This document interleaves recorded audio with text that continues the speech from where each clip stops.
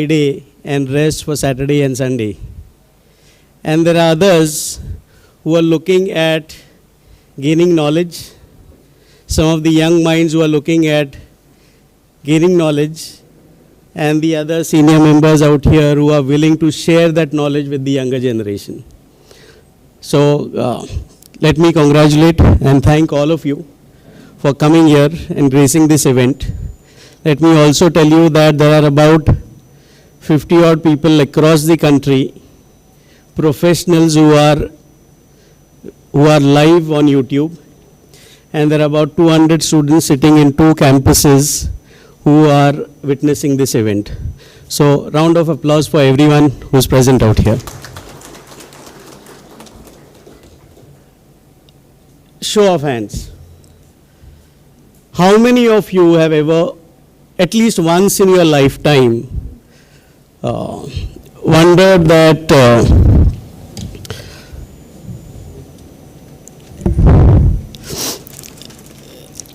ever wondered that you are being paid, whatever amount you are being paid is less than what you deserve? Show of hands, please. Almost everyone. But what we all the senior people out here will tell you, that it is not about an individual. It is not personal for the organization. It is always about the skill that you represent and what is the value that the organization feels deserves that skill. So it is not about the individual. Our first speaker has dedicated his life making sure that people understand this concept and helped thousands of individuals on upskilling and upscaling.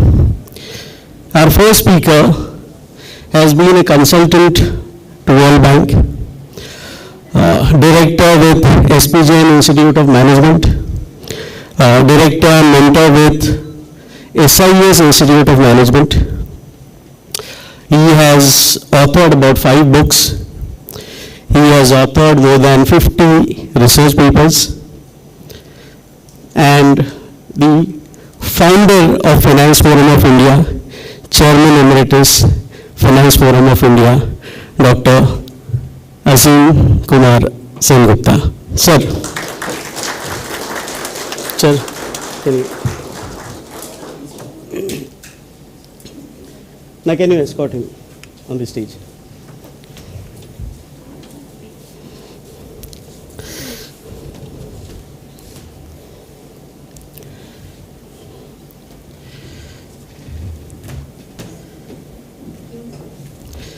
Ananda, can you felicitate, sir?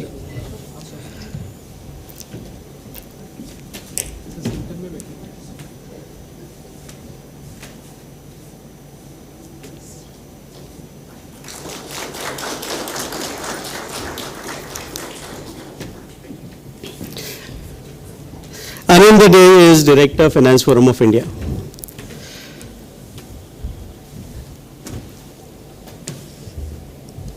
Second question.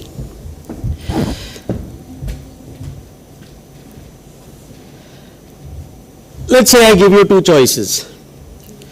Only 2 choices. Choice number 1. Show of hands. Let me be very clear, we are not gifting these phones. This is only for the polls. Question. You have 2 choices. Choice number 1, any top model of Vivo. Choice number 2, any top model of Realme. How many for Vivo? How many for Realme? Oh, just because I said there is no gift, that doesn't mean you can't raise the hands. The point is that life will give you 2 choices, always.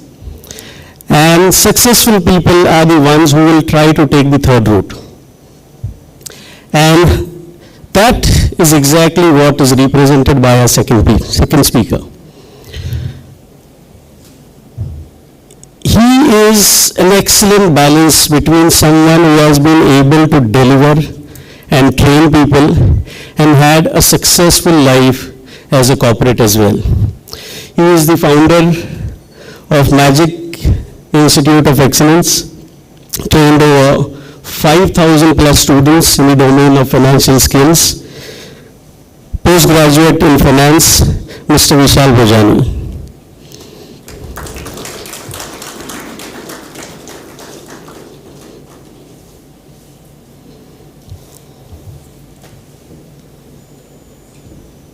Arinde.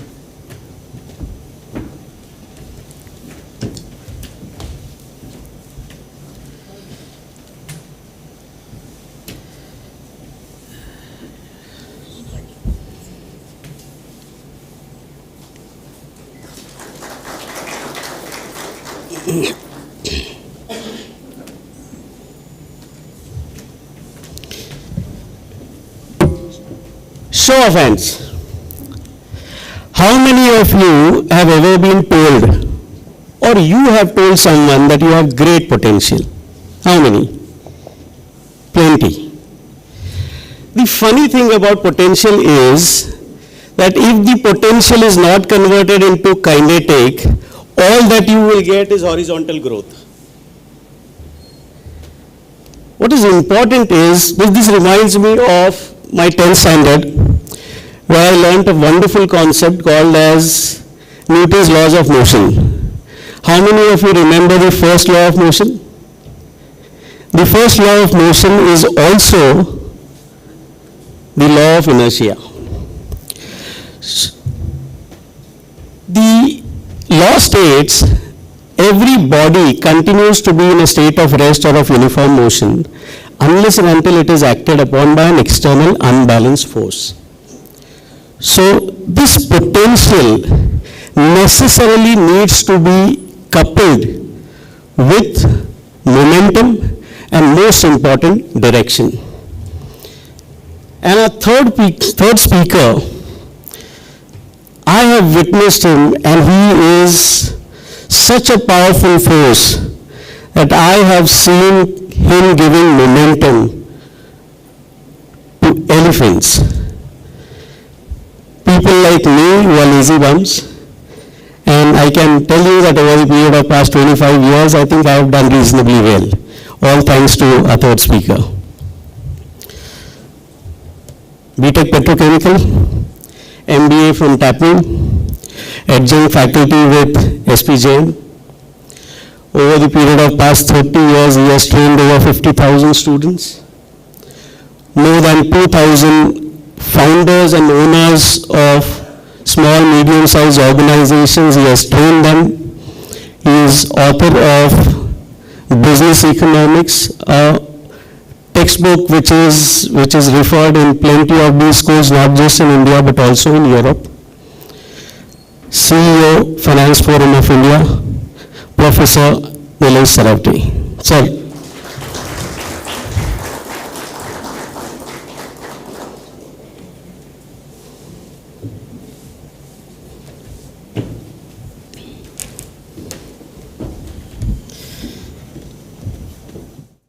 And Nilesh sir will also be your host for the day. I am only incidental.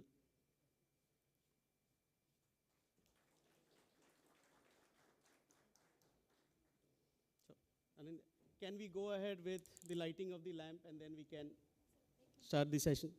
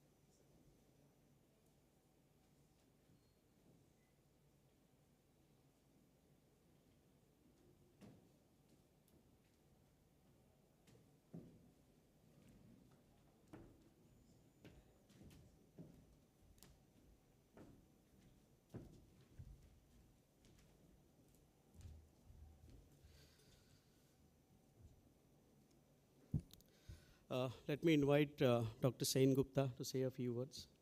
Sir.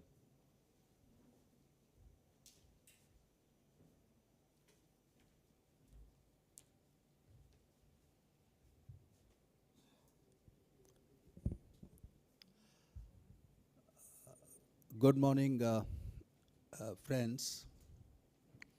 My colleague Nilesh, whom I know for last maybe more than 30 years, Mr. Bojani, Anil, it was a pleasant surprise to see Dr. Anil, my PhD student, the corporate delegates, the faculty delegates, the wonderful team which Nilesh has created for managing Finance Forum of India, the student and friends. I think if you talk of one particular domain which had existed, which does exist, which is existing today and driving the entire economy, and which is likely to drive the economy till the time the civilization remains, is money, cash, and finance. But that look into the Peter Drucker's one of the famous statements. He told that the two domains which will drive the world are innovation and marketing. He did not mention the word finance. But if you look practically today, that you cannot do anything in the world, we are not holistic, many of us, in approach, in attitude, in skills and competencies in life. We are single skill oriented. We are single competency driven individuals in India. And therefore what happens is actually that when I work, what I'm trying to say, when I work in marketing, I only know about marketing. When I work in finance, I won't know in finance. When I worked in IT, I only know in IT. I don't know anything what's happening in other parts of the company or other parts of the industry. Even other parts of the company, I may not know what's happening. Unless and until I'm part of a top management team, I'm head of marketing or head of HR or head of finance, etc., etc. Very, very segmented. We are very specific domain, specific in nature. And this is the contribution of the educational policy, because our educational policy tries to segment us from the 11th standard onwards. So 11th standard onwards, we become an art student or a commerce student or a science student, and that continues. And then we become a commerce student, for example, then we become a chartered accountant student or a company secretary student or a corporate finance student. That happens like that. And once I become a chartered accountant, then I become a chartered accountant only. I don't look at any other things of the finance at all. And with the chartered accountancy, then I look at I'm an audit expert, I'm a consulting expert, I'm a valuation expert, etc., etc. So when I become a valuation expert, I become extremely good in valuation, but I don't know anything of the other things. That's what I was talking about. We're extremely domain specific. We are extremely specialization specific. We are good in that. I'm not telling that we are bad. We are very, very good in that, but possibly we are lacking some holistic approach. And therefore, I'm just trying to correlate it, and therefore look at the NEP 2020, with which I have worked very closely. If you look at the NEP 2020 which has come up, that essentially talking about the shift in the education. That is talking about that I need to create more number of people who are multi-skilled in nature. We want to create the people who are more holistic in nature. We want to create the people who can solve a life skill rather than a generic domain-specific skills. We need people who can think, analyze any problem in any company, in any situation, and try to give their input. Not only the marketing problem or a finance problem or an HR problem or a logistics problem, but any problem, given any problem in a company which has got a multifarious dimension, can I give a solution to that? We need people like that. And therefore, we thought as a starting process, can we bring at least all the finance people all together? That was the idea, because in the finance, if you look at, there are certain, there are chartered accountants, there are company secretaries, there are a lot of other, there are company finance people, there are valuation people, there are merchant bankers, but there are a lot of different type of domains. There are money market experts, there are share market experts, within the share market, there are debt market experts, there are bond experts. I mean, it's a hell lot of a thing actually. There are, in a banking system, you have got a credit experts, you have a, you have got a, what you call a treasury experts in a banking. So in a bank, if you go to in the finance, there is a credit experts and there is a treasury expert. But the credit expert don't know what is treasury, and the treasury expert don't know what is credit. That's the problem. So we wanted to create a platform where all these finance people can come together and try to share and exchange their ideas. That was the original idea I'm talking about. Sometimes what happens is, you think something, it doesn't happen properly. It's a part of life, it's a way of life, and that's what also happened in the case of the Finance of India, that we did something, and some of the big people in the finance domain, they became the members of the initial members of the Finance of India, but the way we wanted to take it forward, probably that did not happen. And it's a quite pleasant surprise that when Nilesh, I met Nilesh one of the days, quite a few years before, when Nilesh showed a deep interest in reviving this Finance of India and taking it to the next level altogether. Because there's a need. There's a need for taking any organization to the next level, whether you have done anything or have not done anything. There's a need, because there is a need, you want to keep any organization alive, we have to take to the new generation. A new generation can be taken up with the new leaders and new entrepreneurs, and Nilesh is here to take the finance. So I wish, on behalf of the Finance Forum of India, original founder, I wish him all the best. Now let me say only couple of things, one or two things over here, that, if you look at in terms of GDP, whatever the people may say, we may say they have a $3 trillion economy. Somebody may say that we might become a $5 trillion economy. Somebody is saying that in 10 years' time, possibly will become a $10 trillion economy, etc., etc. But the fact of the matter remains, we are extremely slow. Whatever anybody may say, it's not a political statement, but I'm talking about extremely slow. Because you look at the difference between our GDP and the Chinese GDP. Because that's about the only competitor. You can't compete yourself with Britain, you can't compete yourself with Germany, you can't compete with Japan. I don't think they are competitors anyway in terms of GDP I'm talking about. So if one has to compete with the GDP, I'm not telling that you compete with them in USA. Because that's an impossible thing to compete with. And when you talk about I compete with the UK or I compete with Germany, it's a stupid thing to have a comparison even. The best ways to compare is with the China. Because we are almost equal size, we are almost equal civilizational long, we have the same type of people, very family bound, strong type of people. We have different types of governments. That's probably the only difference. And they probably have moved faster than us. That's probably the only difference. But you look at the background of these two countries, and we represent two of the earliest civilizations of the world. So if I need to compare anywhere in the world today, I need to compare with China. And if you look at the Chinese GDP and our GDP, there's a huge amount of difference. There's a huge amount of difference. And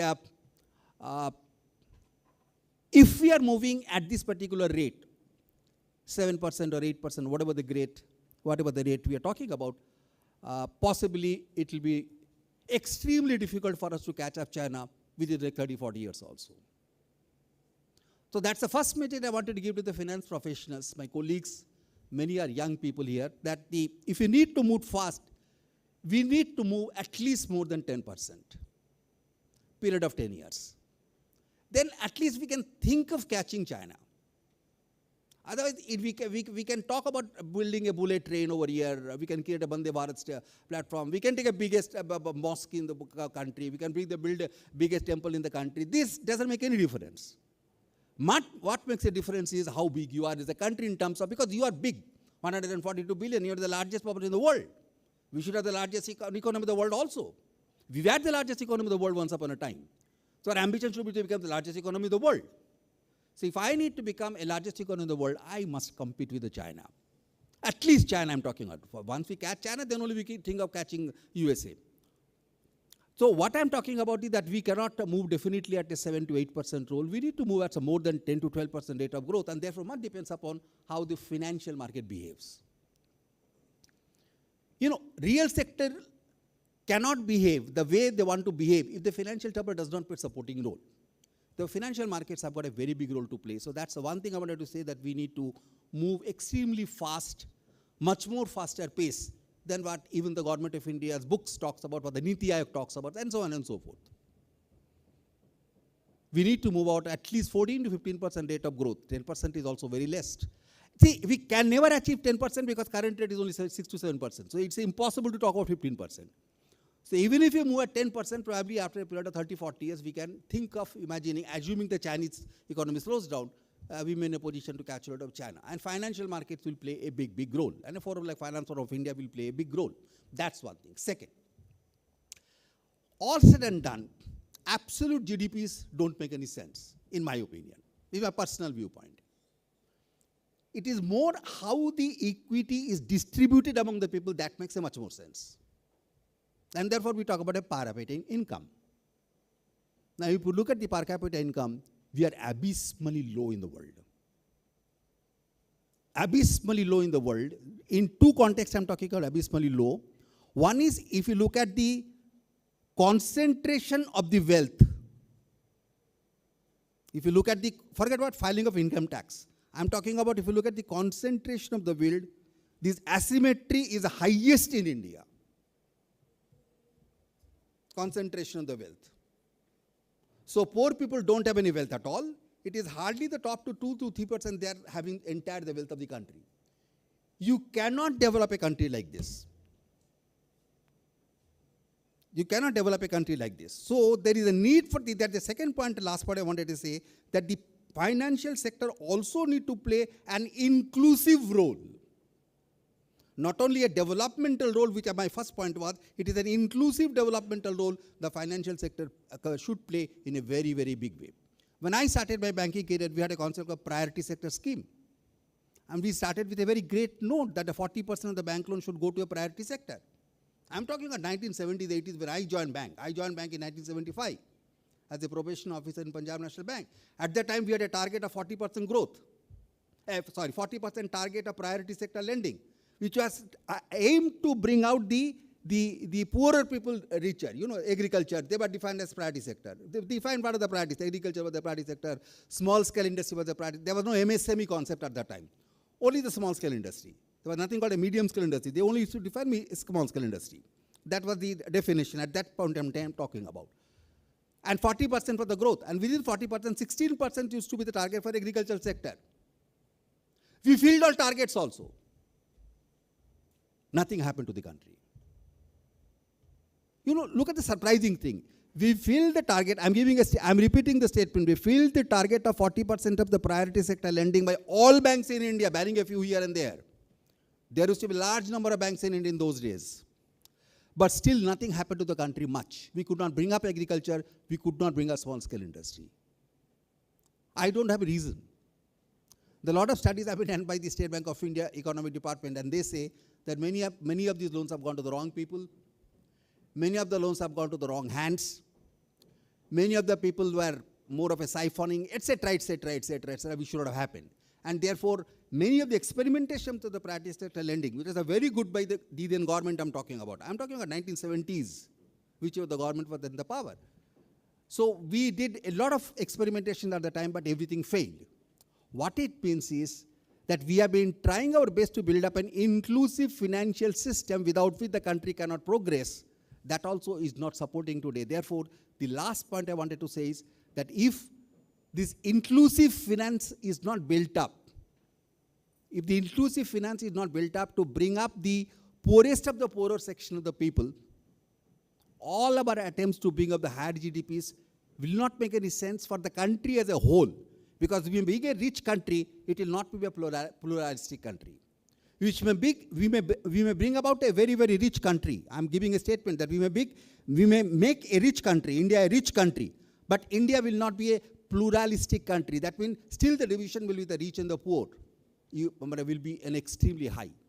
And this is the tradition of India. If you look at the ancient India also, you will see that some people, they enjoyed everything, and there were 90% of the people, they did not enjoy anything. You know, the story will continue like this. Ekalavya's story is when the hand was cut. Why hand was cut? Because it was a tribal man. Because it was a tribal child. Had it been a Kshatriya child, the hand would not have been cut. But hand was cut. What I'm trying to say is that there is a tradition of India that somewhere we are losing out whole the concept of inclusivity. This government is trying very adeptly to bring about the whole concept of inclusive. Mudra loan.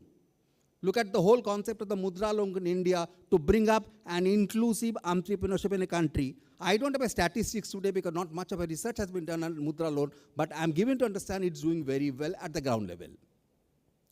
Similarly, the other loan, Ayushman card, the another way, Ayushman, which now they're going to include even the senior citizens after that's a manifesto of the ruling party, the Ayushman Bharat. The idea is to bring the entire below the poverty line people into the health sector, free. Because if you don't have a fit India, you can't have if you don't have a physically fit India, you can't have a mentally fit India. That's the idea actually. So this current government has been trying its best to bring about an inclusive growth in the country. And I think that the financial sector has got a big role to play. So I end up with the three messages once again that I wish Finance Forum of India a very good luck. I wish Nilesh a very good luck.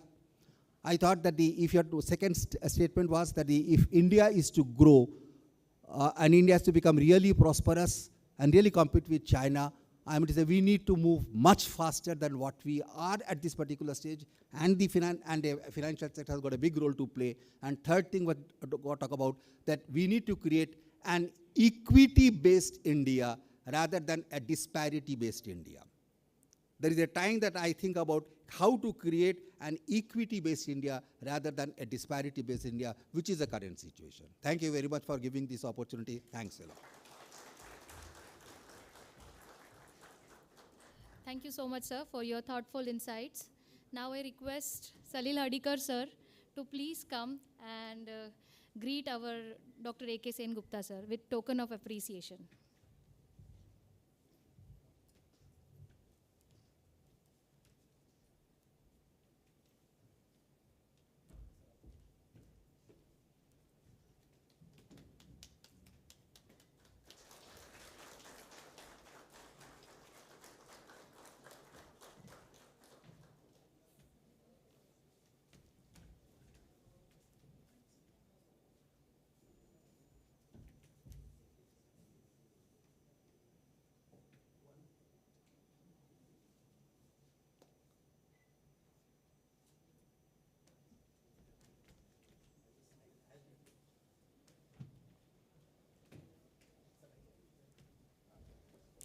Meantime, Pankaj sir will take over the charge of a mic.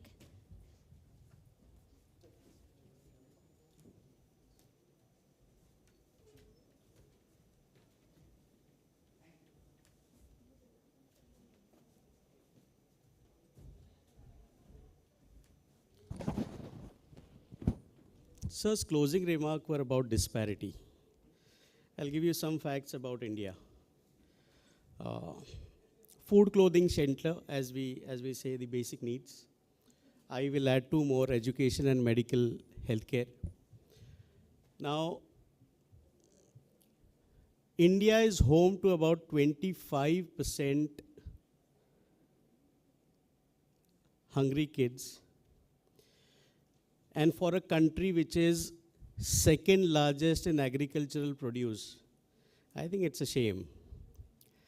But the problem is not just about the agricultural produce. The problem is essentially about the transportation, logistics, and warehousing. So it is estimated that almost about 45% of our agricultural produce is lost in transit and in warehousing. And there are three fundamental factors which affect this. One is intelligence. Second is the will or the intent to change things. And third is from the implementation perspective, that is where this whole skill come into picture. I believe as far as intelligence is concerned, India has never had problems with intelligence. The problem essentially has been about implementation and to a certain extent will. I believe the will has been taken care of, but as far as the skills is concerned, that is where we all come into picture. There are plenty of academicians out here, there are plenty of practitioners here. I think if India has to do well in next 25 years, then translation from that, making sure that people who are coming into the system, the skill base is extremely strong so that they are able to implement the plans that have already been laid down.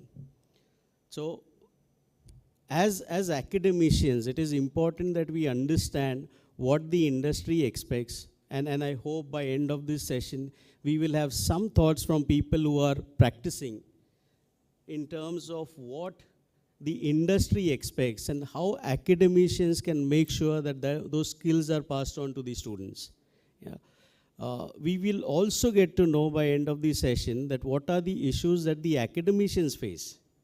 Because it is not only from the perspective of the practitioners, but also from the perspective of the academicians in terms of where the problems are and how we can ensure that the skills are upgraded so that these kids who are coming in, as far as Mumbai University is concerned, let me tell you that we have roughly about 3.5 lakh students graduating every year.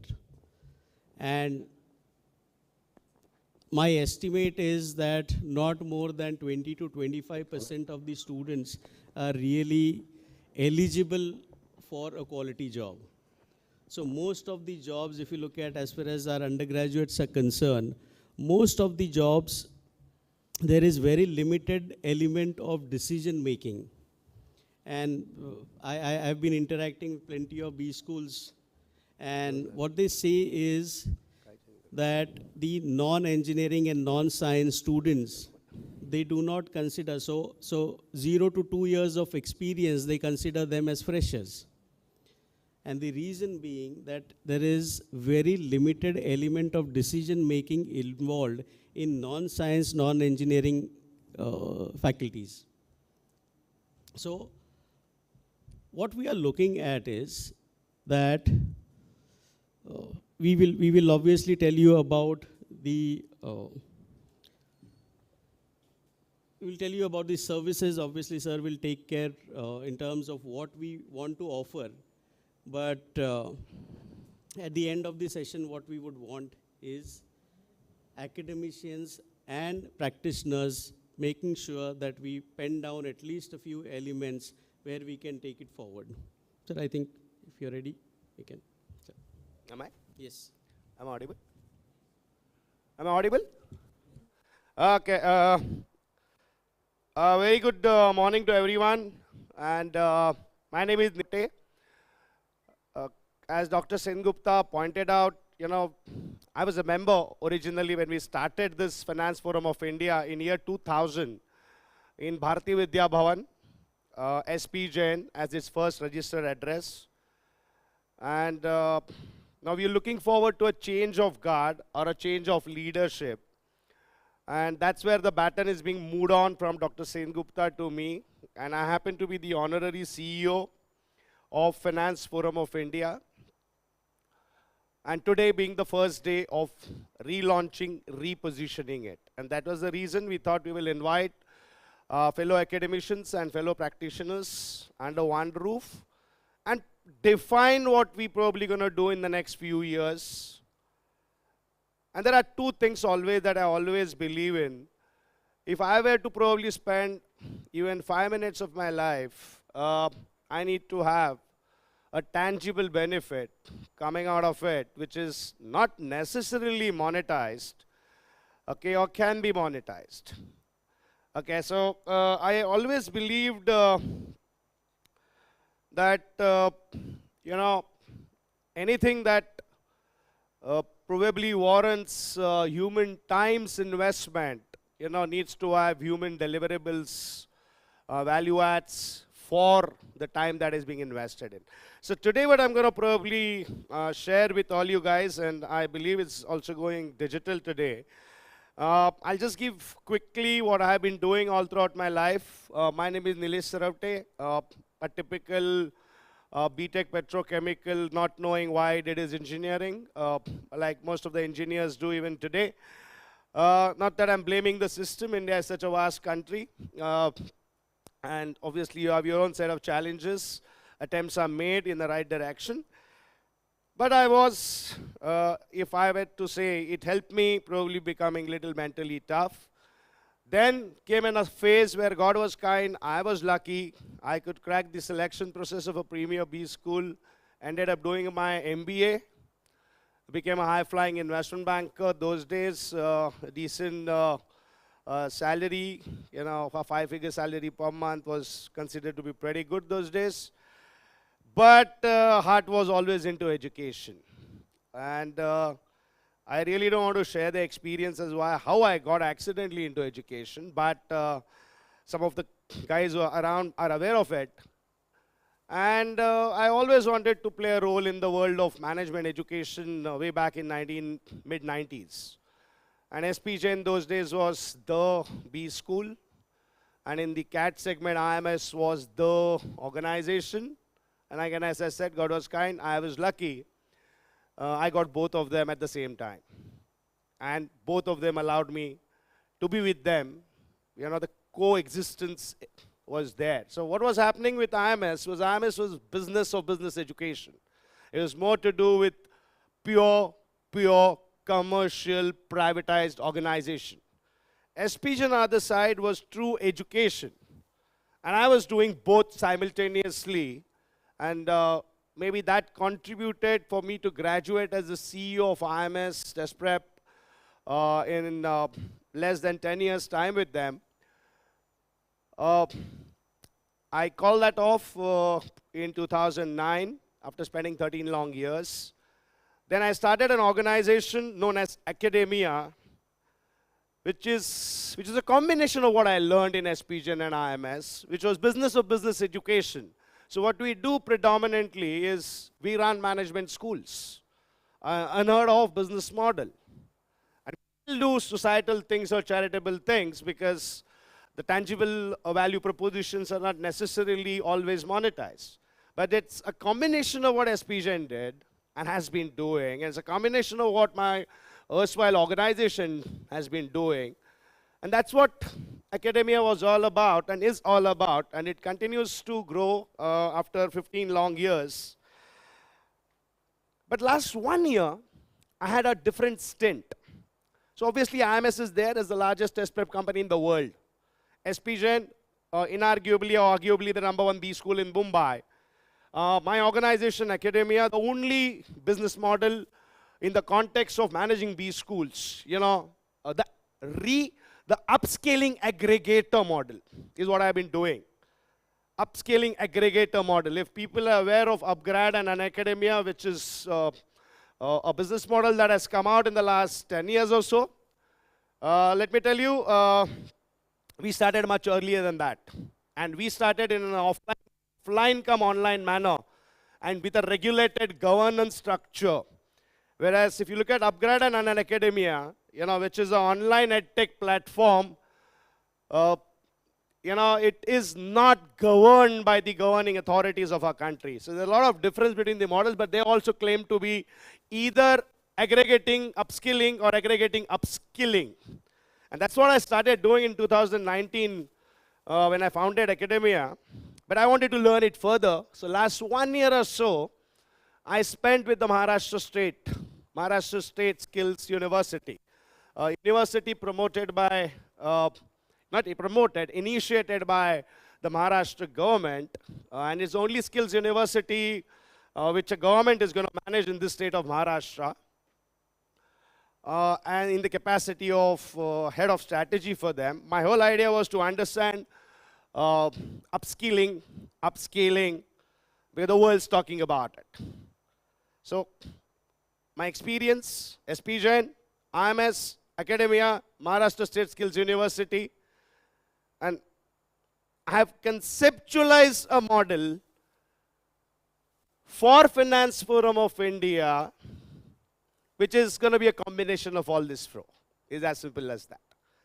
So my first innings, so I think I'm going to live a professional cricket test match with 3 innings. My first innings was with IMS, 13 years.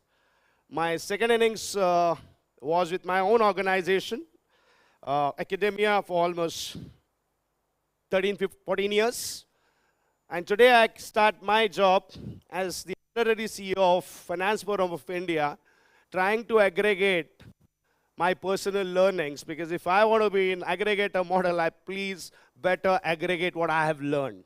So what IMS was doing, what SPGen did, what academia did, and what State Skills University does is what going to be the DNA or the base of Finance Forum of India, which I would like to share with everyone who is present over here, who is not present but still trying to listen to what we are here talking about.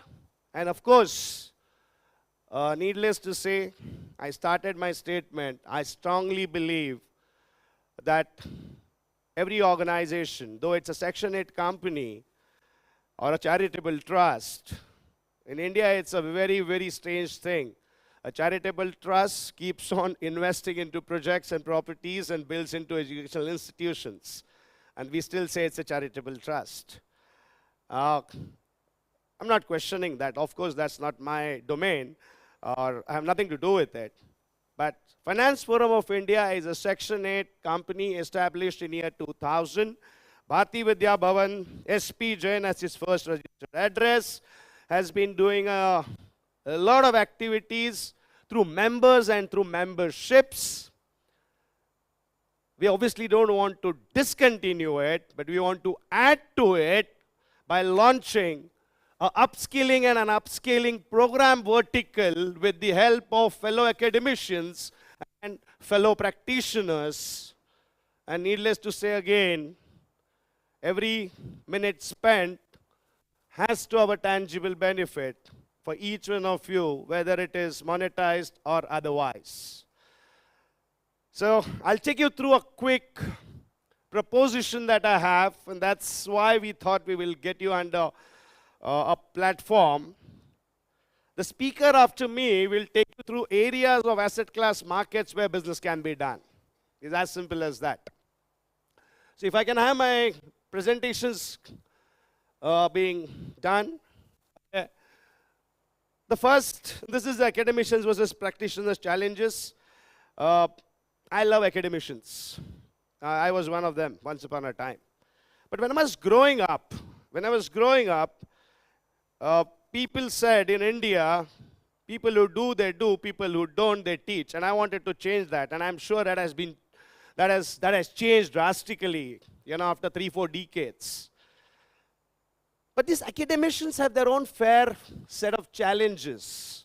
When they're working with an organization or an institution or an educational institution in a full-time capacity or a contractual capacity, they do a lot of things beyond academics. They're compelled to do it. And practitioners, you may not be aware of it, but that's a reality. I've seen that a lot of admin work is topified on an academician, which he or she has to do for her to get a monthly pay. Otherwise, she's answerable. It happens everywhere. And what happens because of that? Because of that, what I have observed, and chota muh badi baat wali cheez hai, so people are senior in front of me, but it's my perspective. What happens because of this is, an academician, when he gets dragged into an educational setup, though he enjoys doing it, has a living out of it, at the end of the day, he starts thinking about courses. His definition of what he is offering is a course. Nowadays, because of NEP, they talk about credit courses, 3 credit, 4 credit, 2 credits, and stuff like that. Subjects. That's been a thought process. And they then define the objective, then the outcome, then the syllabus, then the teaching, and the saga goes on. The conditioning of an academician is that to offer a course in a structured way, which is defined through a book in a syllabus. Now what happens to the practitioners? The practitioners are always on the horse trying to catch up with the market or probably beat the market. it's very natural because they're into business. They're purely into business. They need to have that one up above somebody else. And that one up above somebody else in the marketplace obviously deprives them of building onto skill sets, the upskilling part that is needed to excel. So there is an inherent set of challenges that do exist. They do exist between whatever is said and done, academicians and the practitioners. Obviously, when I'm defining that the challenges exist, Finance Forum of India should create a platform to bridge those challenges. The academician side, every day I keep on talking with the teacher, he talks about NEP, NEP, NEP, NEP. Every educational institution, it's all about NBA and NAC, NBA and NAC. And I've seen a lot of directors trying to, solicit some kind of support to get the MOUs, to get the necessary marks and stuff like that. Keeps on happening on a monthly basis. Then the pre-incubation centers, the incubation centers and stuff like that. It's been happening. And I realized that across hundreds of educational institutions, being head of strategy for Maharashtra State Skills University in my last assignment. That's turning out. I'm not saying it's bad, but I think we need to add value. The institution that I'm talking about, FFOI, should potentially make an attempt to add value to this set of academicians. Monetarily otherwise. That's very important. And business counts. Time matters. It's as simple as that. Day one readiness. When I say this, they always expect students or people who join them to contribute. No free lunch kind of an attitude. Now, they have not contributed to the child's development. They expect, at the end of the day, that the child should be ready to contribute. And then a practitioner tends to develop biases towards certain set of people who join them, and it eventually impacts his team's performance. And I'm not trying to just say it for the heck of it. I have spoken with minimum 100 middle management finance professionals, and this is their challenge.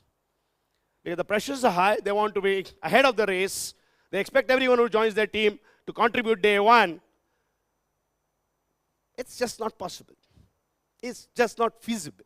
Because there's a tremendous bridge, and that's what everyone talks about, bridging the gap. Academia definition, it's a polished word. If somebody Googles it, it's the bridge between academics and industry. People talk about it. Everyone's talking about it. Nowadays, the buzzword is skills. Everyone's talking about it. Everyone's talking about international skill centers, Skill India mission. Our Honorable Prime Minister has been talking about it. It's about the academia bridge that one is talking about. Come on. Yeah. How? What? The integration. Purely through orientation that I would like to give to both academicians and practitioners. And this is what I've done. 31 years I've been doing this, business of education. I'll be very honest. I'm a teacher. Definitely, I don't teach subjects. Last 14 years, not a single subject. Not even a module of a subject. And I still consider myself as a teacher. I'm being very honest with you, because I do business of education. I want everyone to start thinking on those lines. You'll still do what you're doing and do better with better tangible benefits. And that's the reason why people have been called under one forum today, under the guise of FINSHIFT and a change of leadership and stuff like that. And we wanted it to be announced to the world that there is a change coming up, change happening, and we are announcing it today. Okay, now this is something which I'm not going to detail it out today because it should not sound like I am a teacher again and the audience in front of me are students. It should not sound like that. I have a lot of people and colleagues over here who look elder to me. And so with due respect to everyone, bear with me, but I'm talking business of education, which I think people have not done. So, integrating what I did in the last 30 odd years. 2 by 2 matrix, I'm just orienting you And of course, for all members of Finance Forum of India, they have an access to this completely, lock, stock, barrel, with the guidance coming from the best who have done business of education. Right, so what is this? It's a 2x2 matrix, practically, that exists. One is the subject, the x-axis is the subject, and the y-axis is the ability. Ability, when I said ability, it's just not oral abilities. It can be, your oral video, whatever supporting points that you use. The pedagogy on the y-axis is as simple as that. Now, why am I showing you directly like this? I'll just try and tell you one very, very important aspect of business model. Okay, the best organization, what Kaplan is doing, what Kaplan did. Kaplan, US-based. Princeton, US-based. Harvard Business School, the executive education domain, attracts 10,000 students across 150 countries, 100 times more than its conventional formal education offerings. This is real. That's business. That's real business. And what the approach followed by them, you look at Harvard today, Harvard has an approach of PSDD. Product, sales, delivery, distribution. Why am I using Harvard? Because everyone knows Harvard. My erstwhile organization, IMS, when I started in 1996 or 7, I was the first MBA, the fifth employee, one center, 300, 500, 1,000 students. Implementing the PSDD approach in 13 years, when I called it off, 100,000 plus students, 148 centers, 1,000 plus people. Pure PSDD approach. Every organization in education is looking at that. You look at Narsi Monji today, NMIMS will think about distribution as its major way of growth. It doesn't add products more than the distributed units that it thinks of adding. And that's happening. PSDD approach has to be embedded in every academician practitioner's mind, because if you want to play a role in business of education, product, sales, delivery, distribution. So delivery and distribution, delivery and product goes hand in hand for a teacher as well as a practitioner. Product and delivery always goes hand in hand with a teacher and a practitioner sitting in front of me, which constitutes the y-axis. Product plus delivery is your pedagogical sum up, which is the y-axis. And the subject that you're talking about is on the x-axis.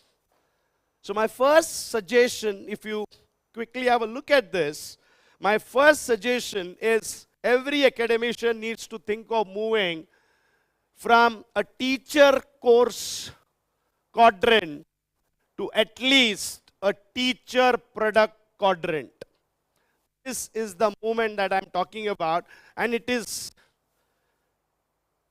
more than possible, because that is nothing else but education product management, which is very, very, very, very simple if an academician understands it.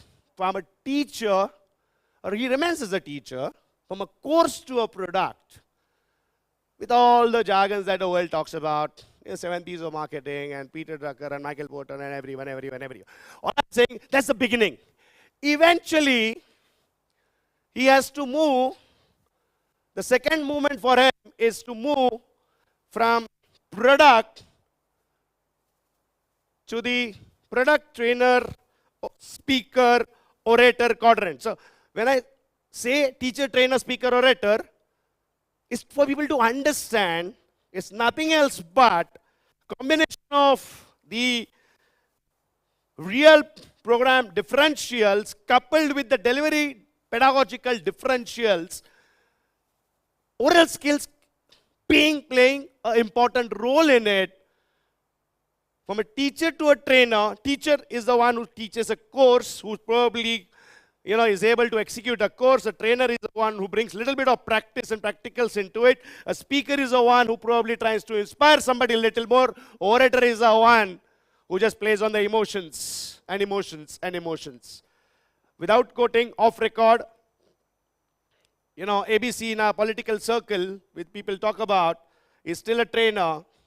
A lot of them are speakers, and maybe a couple of them stand out, maybe one stands out as an orator.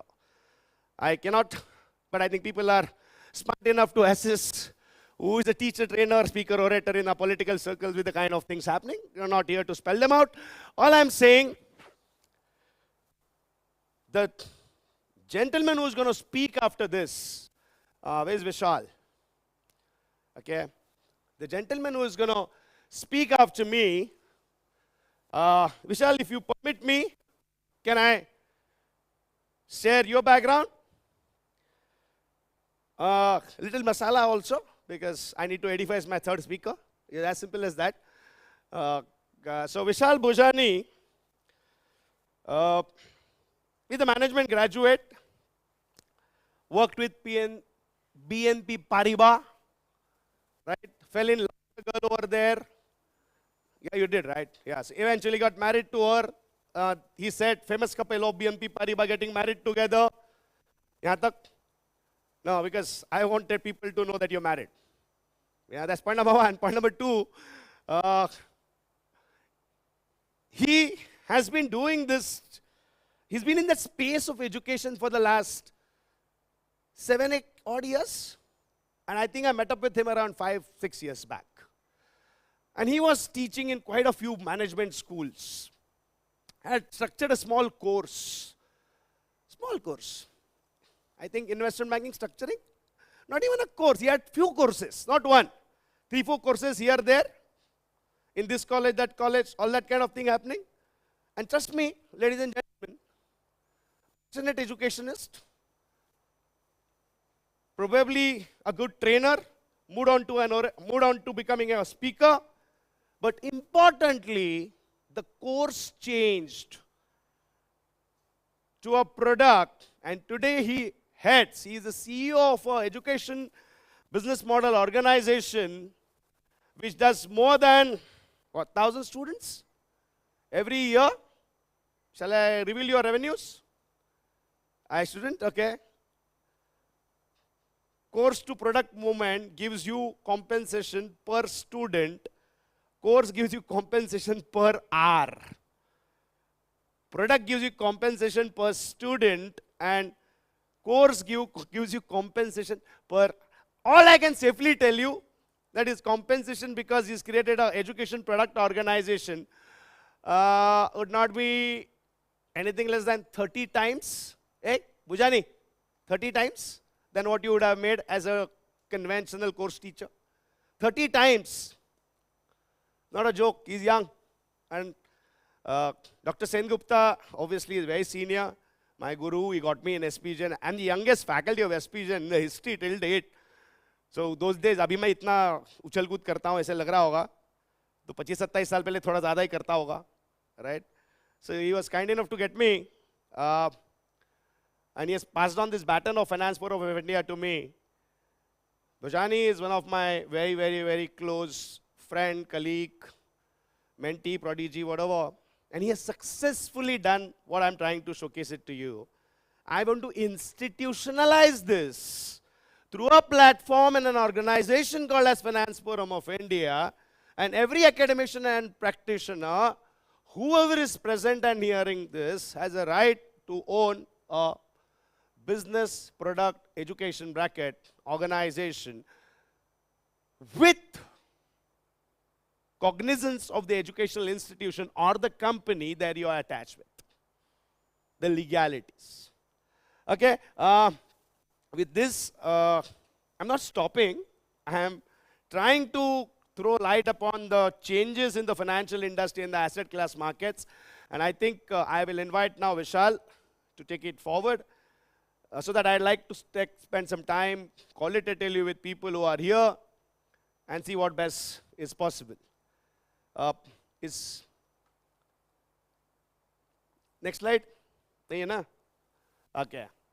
Why slide 1, 2, 3 are relevant? Vishal Bhojani is here, that's why they're relevant. One case study, simple.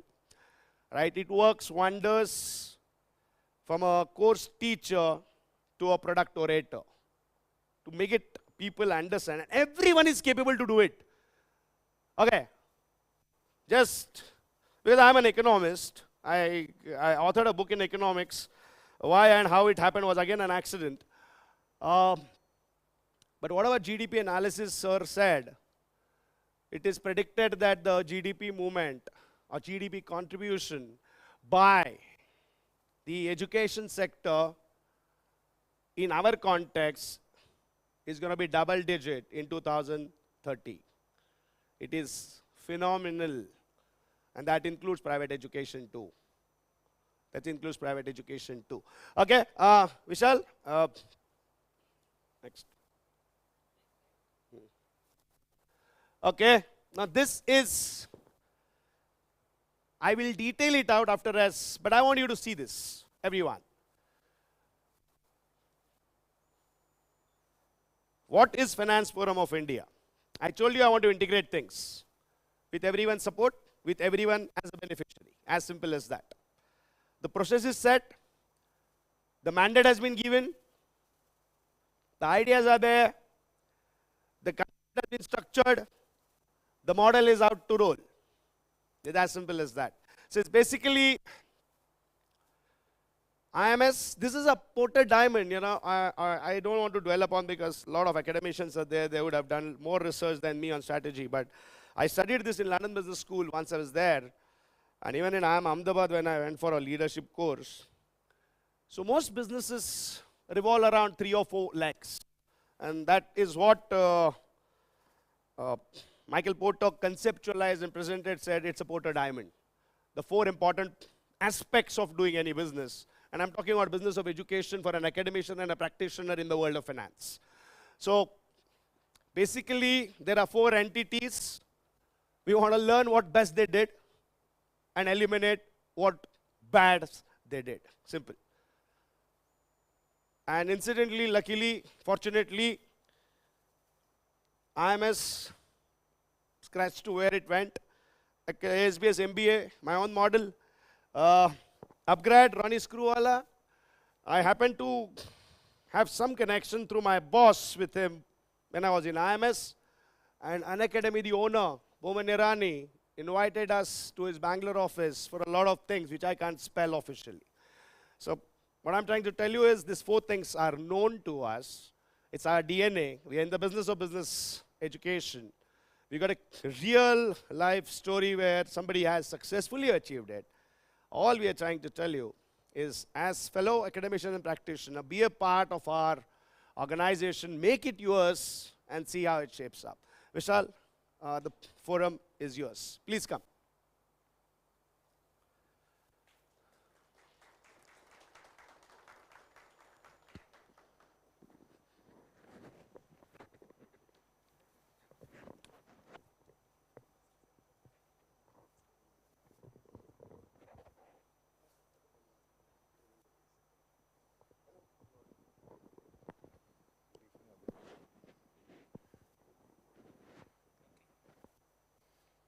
Hello. Hello. Am I audible? You'll change, right?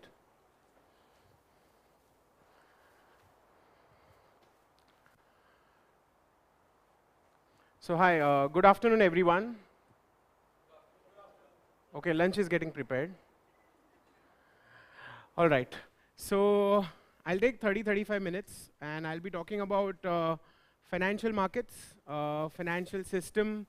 I'll be talking about some of the important asset classes which have boomed in past 1 decade, especially a country like India who has emerged significantly in past 10 years. So I started my journey in 2010. I finished my MBA. Post that, I started working with a company called as JP Morgan. I'm sure everybody would have heard it. So I was into money markets. That is a short-term market where a lot of interbank transactions happen. You might have heard about treasury bills, commercial paper, certificate of deposit. So for daily transaction, when bank needs some kind of funds, money market is a tool. Then I was with BNP Paribas, as sir also said it. Over there, my role was into exotic derivatives. So you might have heard about options, futures, call, put, forwards, futures. So I was into that. So that was my journey since 2018. I started this organization, and we have been training more than 10,000 students across, and especially into the domain of finance, close to around 4,500. So next slide, please. Next. You can do all. Full. So I'll be talking about 4 important things over here. First is financial system, global markets, key drivers, and asset classes. So let's start with the first one. Next. All right. So in financial system, let me make you understand that what all thing comes, because it's very important if you're planning to join hands with FFOI. You need to understand that this is a part of finance which is more related to financial markets, financial institution, which you might have known that since COVID, we all have been trading and investing more. The number of Demat account which has opened in 2021 has been the highest since 1987. And post that, it has keep increasing at a very rapid phase. So first is financial market. Can I have next? Next. So one is organized market. You can have full, yeah. So one is organized market, unorganized market. So in organized, we have money market, which is short term. When I say short term, it's only from 1 day. If a bank wants a loan from 1 day to 365 days. And if anything you want to invest more than a year, or maybe even you want to do for 1 day, that is more related to capital markets. So we'll have a bifurcation of what all things come under capital markets as well. And then there is primary, which is more related to IPOs. I hope everybody knows what is an IPO. Initial public offering, where the share comes for the first time in the market. That's primary market. And secondary market, if any one of you Monday morning going and buying Reliance or HDFC Bank share, that is secondary market. Next, then there are 2 important financial institutions, NBFCs and banking institution. Next. So in that we have a lot of investment banks in India like JP Morgan, BNP Paribas. We have cooperative commercial bank, private public, ICICI versus SBI. We have some of the regional rural bank. But the catch is on the left hand side, which is, can you have a, and that is asset classes. So this is something which has boomed in past, I would say, a decade, and especially since COVID, and that is capital market. In that, the first one which comes is equity, then bonds, currency, commodities, and last but one of the most important key indicator, and that is, and one of the best financial instrument traded, especially in countries like US and India, and that is derivatives. So that's the global markets which are there. They open at very different timing. Starting from the east, Japanese market starts first. So that is Nikkei, and then it moves to Hong Kong, moves to the west, then India, then FTSE is of London, DAX is of Germany, and CAC is of France. And then it moves down to the evening, like evening 7:30, the market opens, and that is US. And that is Dow Jones, NASDAQ, and S&P 500. So the overall world markets, if you see equity especially, it has a market capitalization of 109 trillion right now. This is as of 2023 December. It's 109 trillion. And in this, India stands at around 6th position in terms of market capitalization, which as per lot of important sources, by 2030, we'll be the 4th one in terms of market capitalization. Now, if some of you don't know what is market capitalization, it is majorly number of shares which we all have, right? We all are general public, like retail investors, multiply by the share price. And if that goes bigger and bigger, that means our market is one of the best emerging markets in the world. Next.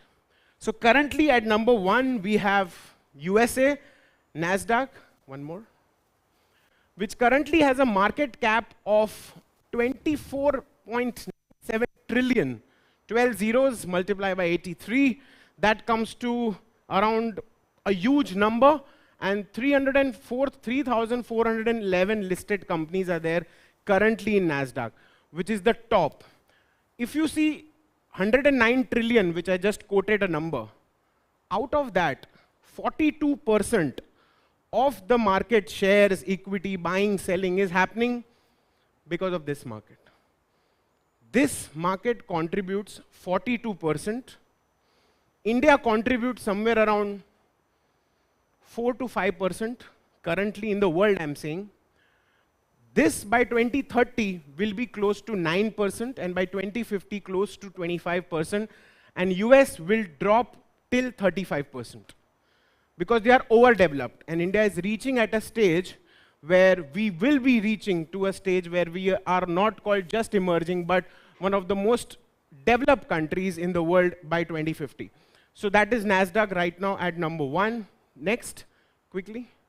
Number 2 again is the New York Stock Exchange, is of US, which has 202,256 companies. Next, what we have on third currently is Euro. So Euro next, almost 6.59 trillion economy, and especially in terms of equities, and one of the most traded, as we see so many powers are there, like as I said, CAC, FTSE, London, France, Germany, and Euronext is an exchange group that operates 7 stock exchanges like Brussels, Amsterdam, and it has a worldwide reach. Now, there is quite a reason that I'm sharing you from number 1 to number 7, where we'll come at 6, India, that sitting over here as a part of financial market, we all can trade now. Since 2020, it was not there. And we can, more than trade, we can spread the awareness to the people. So as I said, the number of people investing in equity was close to 2% in India, which has now reached to more than 8 to 10% of demat accounts getting closed. Still, there is an awareness of 80 to 90%, which is not happening. So there is huge scope for training. For that, we need to understand that what is this financial market? Because as Indians, what my mom told me always since I was born, it was only one thing, and that was fixed deposit. And I'm sure that you might have gone through a similar thing. Then after some years, she said, recurring deposit. But there was no much difference in RD and FD. Then somehow we had a courage in 2020, because we were bored of playing Ludo, so we thought we'll watch markets. And we started investing something in the market when it fell down. So that was the stage where we had a courage. We started using the scanner payment, the digitalization, and all that trust of online shares started building up. Next. Fourth is Shanghai Stock Exchange with a market cap of 6.52 trillion. Next. Then we have Tokyo, which is Japanese market. Next. And here comes India. So I'm sure everybody would have seen a web series, 92 Scam, something like this. Yes? No? How many have seen? So post that, this was born, and that is NSE. How many of you are aware what is NSE? It is more trustworthy when you buy a share. What do you say? That I want to buy it through BSE or NSE? Most of us, 80 to 90% of the trades. So NSE contributes close to $4.64 trillion and 2,417 companies which are listed. Yes, we have BSE as well, which is equally good, but not as good as NSE. Next. Then we have Shenzhen, which is again China. Next. Then we have Hong Kong at 8. Can we go a little ahead? We're running short of time. And then we have London Stock Exchange at number 9. Two important key drivers which has happened, two important, like who invests and who trades. So I used to work more than 8 years in this domain, and that's investment banking. So how many of you are aware about what does an investment bank do? Great. So unlike banking, they are more into consulting. So let's say one of you has a private limited company, and want to go for a public limited company. You cannot just call SEBI or National Stock Exchange or Bombay Stock Exchange and say, I want to get listed. You have to go to a JP Morgan or a Morgan Stanley or a BNP Paribas or a Credit Suisse or any investment bank or a merchant bank who will help you, guide you, and who will do the valuations. When Idea got merged with Vodafone, it was not a phone call that let's get merged. They went to this entity who helped doing the mergers and acquisition. Because they are specialized, especially in one important thing, and that is one of the most important training topic currently, which one needs to learn or each student should learn, and that is valuation. Have you heard about a name called as financial modeling, where we do and forecast things on Excel? While India follows a accounting principle of IFRS, I'm sure some of the chartered accountant would know that, and US follows US GAAP, which is generally accounted accepted principles. Both are different. Like Tesla uses a different model altogether and a Tata Motor uses. So to understand that and how do I forecast next 5 years of cash flow of these companies by using tools like discounted cash flow, internal rate of return, net present value is something which is one of the important tools these people do. They have created a lot of jobs, especially in India. And there's one more, so that's how it works. Next. So investment bank is there in between. There's an investor, there's a corporate. They will also help you to do the asset management. Next. So basically their services are complex in nature, the last point, but it helps companies to take better financial decisions. So if I'm a company, I want to raise a debt.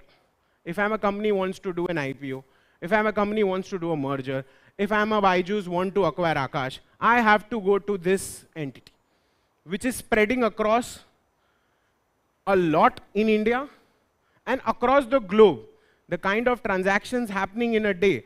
So these are the people who sometimes acts as a broker also. I'm not talking about deals of only India, but sitting over here, one can also trade by using their expertise in the world markets as well. And last, one of the most important drivers is the role of hedge funds. Now, how many of you have known what is a cryptocurrency or a Bitcoin? So sooner or later, so in India, in equity, when you buy a share, when does it get settled? It takes T plus, it was T plus 2, like almost for 10, 15 years. But I think a year back, it has started T plus 1.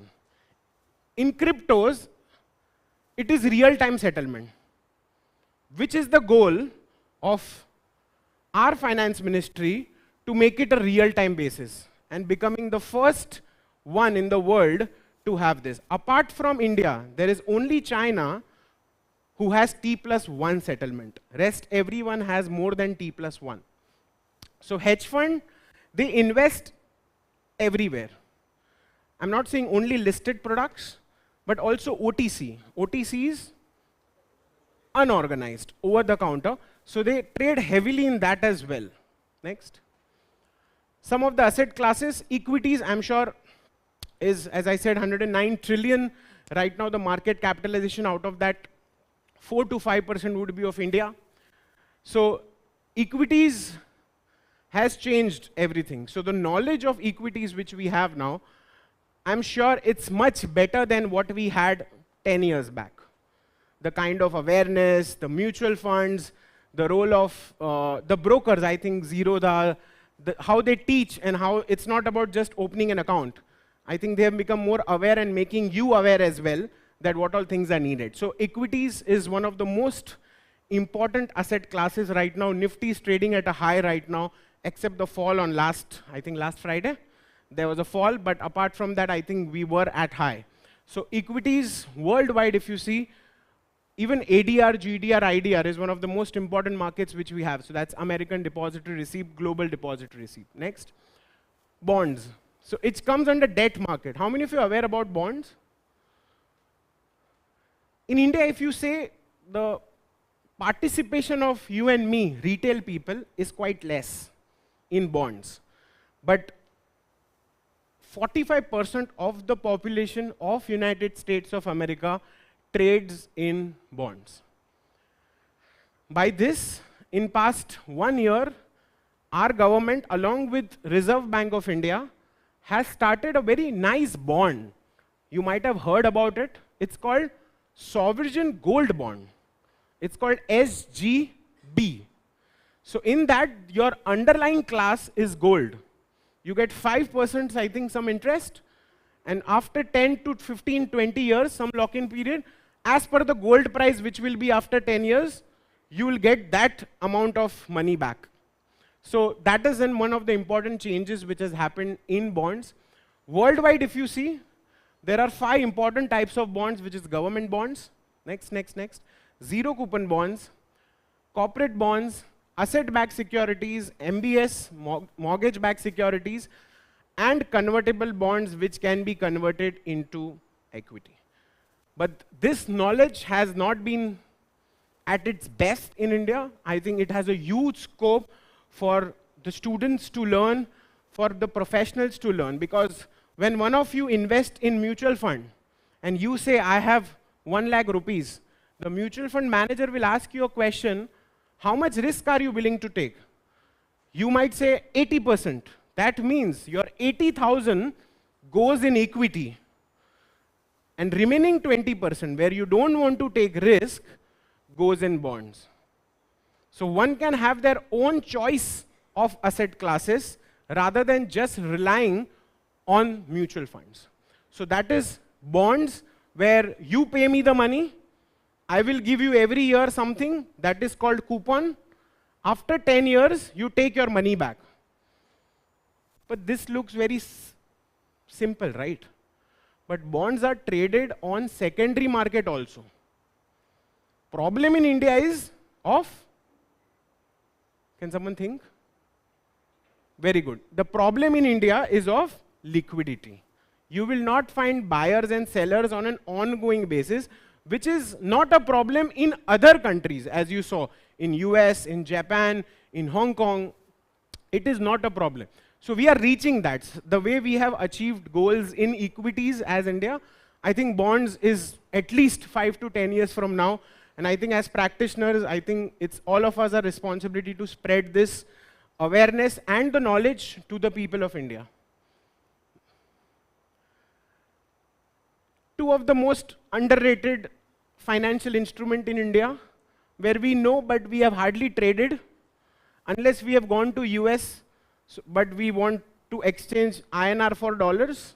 That was the only time we had that OTC transaction with the money dealer or the forex dealer. But on a scale when we can open a demat account with NSC into currency account, and then buying 4 important currencies like USD INR, JPY INR, Euro INR, and GBP INR, we can trade and have a cash settlement done as well. The only market which is the biggest market in the world in terms of daily trades, and that's forex. And the second is commodities, where 3 important things plays a role. One is metals, which we all know. Females in the room, we love gold. So that's metals. Then we have the energy space. And last but not the least, our special, which is the Awam of India, and that is our agriculture. All the agriculture commodities which gets traded on an exchange, NCDX, and your metals are traded on MCX. So, but the trading hours goes beyond 6 p.m. till 9 p.m. One needs to get more aware, one needs to understand more of these financial instruments and have spread more awareness about it. Next. One of my favorite, my first love, when I was in 2009, when I finished my MBA, and that's derivatives. So futures, options is something quite active in India. But the other 2, forwards and swaps, which is more related to OTC, unorganized market, it is more famous because OTC is not allowed in India. Hence, we are not openly trading into cryptos because it's OTC. Again, in swaps, we have interest rate swaps, cross-currency swaps, credit default swaps, and many more. But these are the 2 which has huge scope in India. There are many people having programs, having courses. So if one learns that, and get yourself associated with such forums, I think it's the time for you to learn these financial instruments. You won't believe, on this Friday, some of you might think, if not related to only academic, what if I start, once I get associated with FOFI, what I can start a trading program? Is it possible? Last Friday, if you would have bought a put option at 5 rupees, it was close to 400 at the end of the day. I'm talking about last Friday. That means, in derivatives, one can earn money even if the market goes down. So that is something which one needs to learn as a trader mindset. If some of you trade, how many of you trade?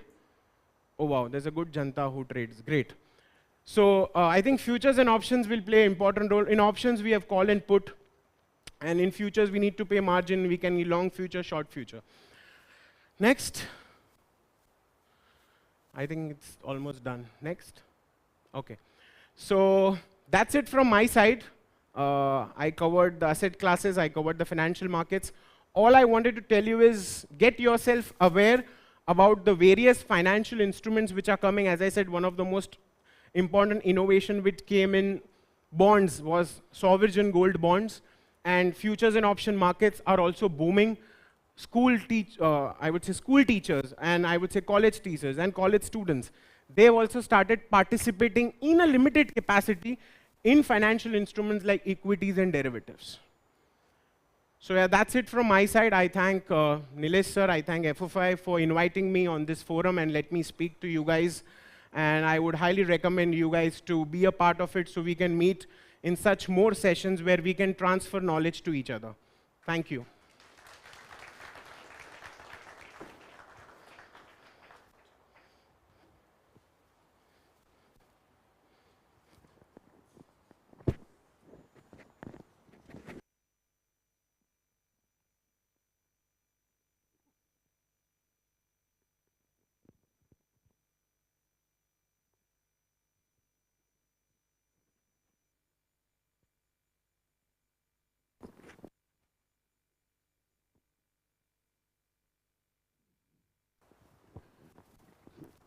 Last slide.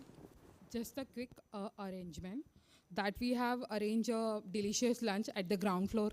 So please head down there and have your lunch. Yeah. Wait. Sorry. No, it's okay, it's okay. Am I audible? Okay. So we got some dignitaries from Institute of Mechanical Engineering. So we welcome you for this. If you can just raise your hand. Yeah. I think because that's more than 100-year-old institution, and it's it is aligned with Finance Forum of India, and it's in a very different domain, right? Institute of Mechanical Engineering. I mean, just to give you a brief, more than 100 years in existence. They have a right to confer upon, or rather had a right to confer upon, a chartered engineer equivalent to a BTech or a BE. During our days when we were growing up, I told you I'm an accidental BTech, petrochemical. We had a body known as AMI, and I think I can safely say IME was a bigger institution than AMI. Now, I know all of you are hungry. I'm not going to take much time, but I am going to probably doing today why we got you guys over here. And post-lunch, people have a right to catch hold of me. Okay, it's as simple as that, for anything in context. So, but now what I'm going to tell you, and now what I'm going to talk with you, is creating business models around education in the world of finance. You obviously need two people. Yeah, I always say there is a producer of education, there is a consumer of education. As simple as that. So if I talk about MBA business that I've been in, you're talking about B schools which produce products, and you have got the corporate side which consumes those products. It's as simple as that. And if we can get the producer and consumer together, automatically you have a reason to believe that you will have a better product obviously more consumable. It's as simple as that. So getting the practitioner connected with an academician and creating a product around it to move the course to a product and infusing elements in a teacher to move to a orator. Now, that's the framework. Now, how is it possible? Because people plan Silicon Valley, 93% of the ideas that get invested into eventually don't see the light at the end of the day. We all are aware of it. It's a real thing. One of the reasons is people fail to understand their own business. Businesses fail because people fail to understand their own business. So by God's grace, I told you this is my last innings, and it's a 3-inning test match live that I'm playing. First IMS, second academia, and third is Finance Forum of India. So obviously, the last one has to be a lasting one for everyone's case. Deep planning of 33 months has gone in. And today we kickstart this organization, obviously with the first life cycle phase of 7 years, within which in the next 6 months, I would be inviting finance academicians and professionals and educational institutions and corporates belonging to non-finance domain have shown more interest to come under a roof, come on a platform, so that we just don't ideate and conceptualize, we create business models. And the world is talking about incubation, and the world is talking about acceleration. The world is talking about upskilling, and the world is talking about upscaling. Just to define this, for people who are unaware of it, I presume most of you are, because I have a highly esteemed audience in front of me.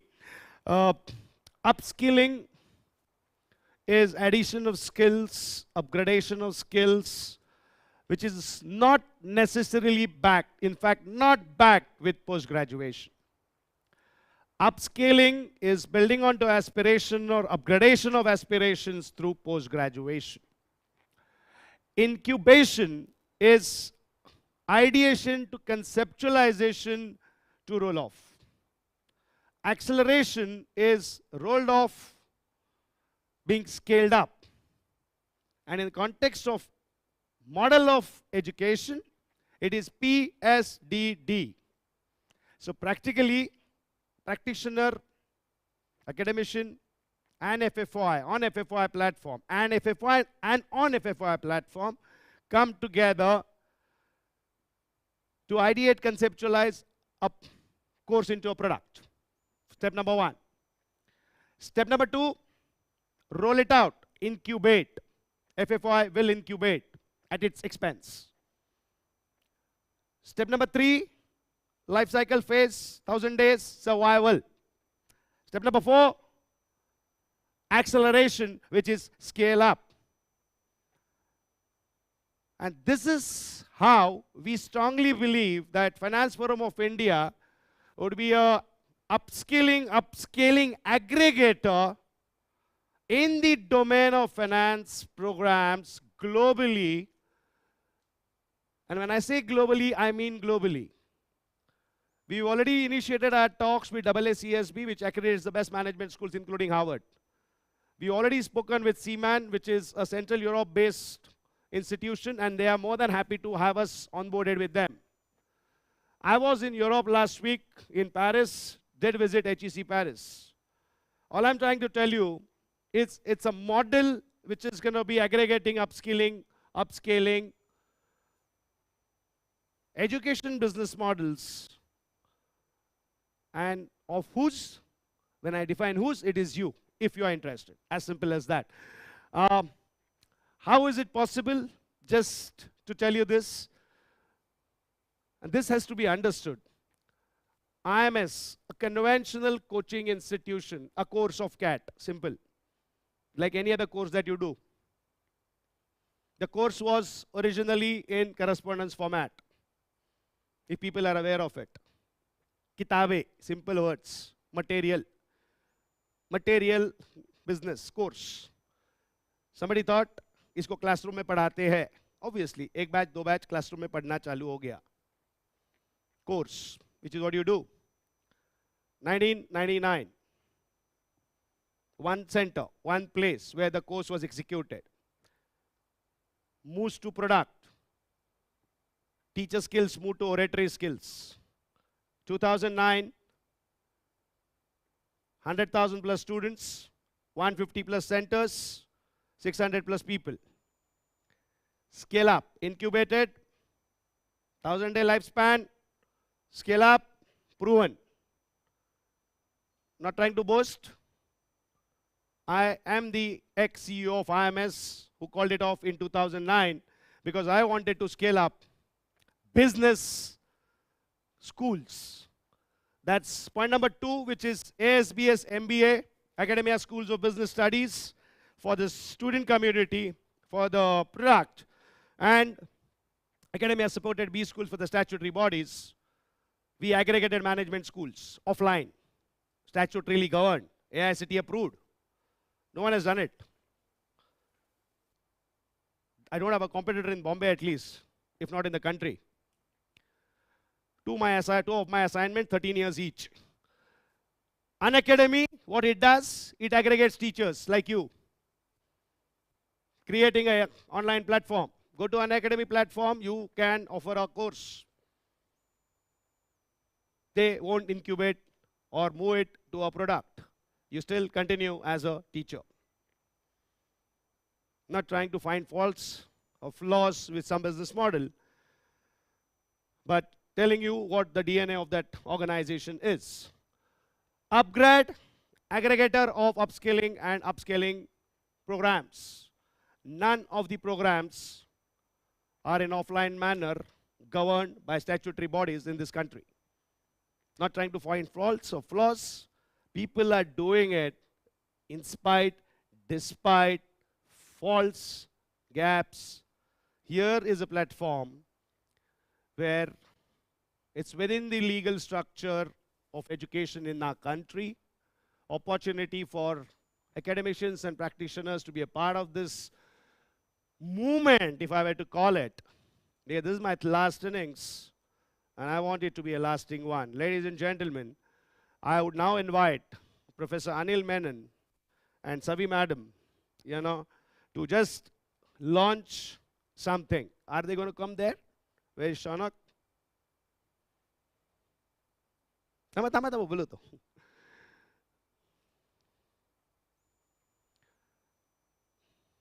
Anil, can you get Anil Menon for me? Anil Menon, and I want Anil Menon.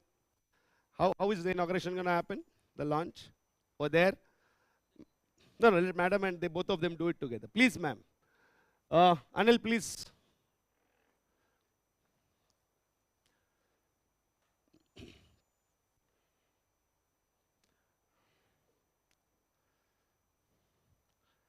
So, as a small, quick brief of Anil Menon, good friend of mine, SP Jain, together for 2 decades plus. Part of SP Jain Global, currently director of a B school, which is connected to ASBS MBA. And Savi Madam, she is the backbone of IME. I made a mention, a 100-year-old organization. I think, let's have a round of applause for Savi Ma'am. They've been kind enough to come, and I think, what has to be done? Yeah, वो दोनों के हाथ में दे दो. अरे पकड़ो, दोनों के हाथ में सिर्फ पकड़ो और क्या दबाना है बोलो. मतलब बटन दबा फक्त. Yeah, दबा. Okay. The memberships are open today across categories from K-12, graduate students, postgraduate students, practitioner, academician, professional, institutions, MBA institutions, non-MBA institutions, and corporates, right? All available, everything is live. Welcome to this community. Ladies and gentlemen, I solicit your support. Let's grow together. Thank you so much. Have a good lunch, and after that, you have every reason to catch hold of me, to understand everything, anything that would have been a gap or a flaw. Don't do it in public, do it in person, because I look forward to your learnings, and that's me. Name is Nilesh Saravte. You can Google. The photograph that you would see on Google would be a fat, little, bummy, with no hair.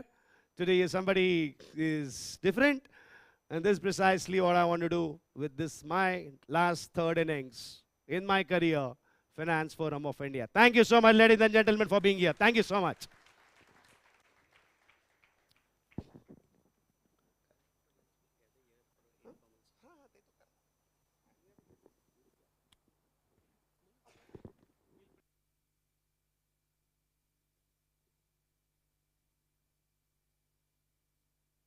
Ladies and gentlemen, the lunch is served on the ground floor.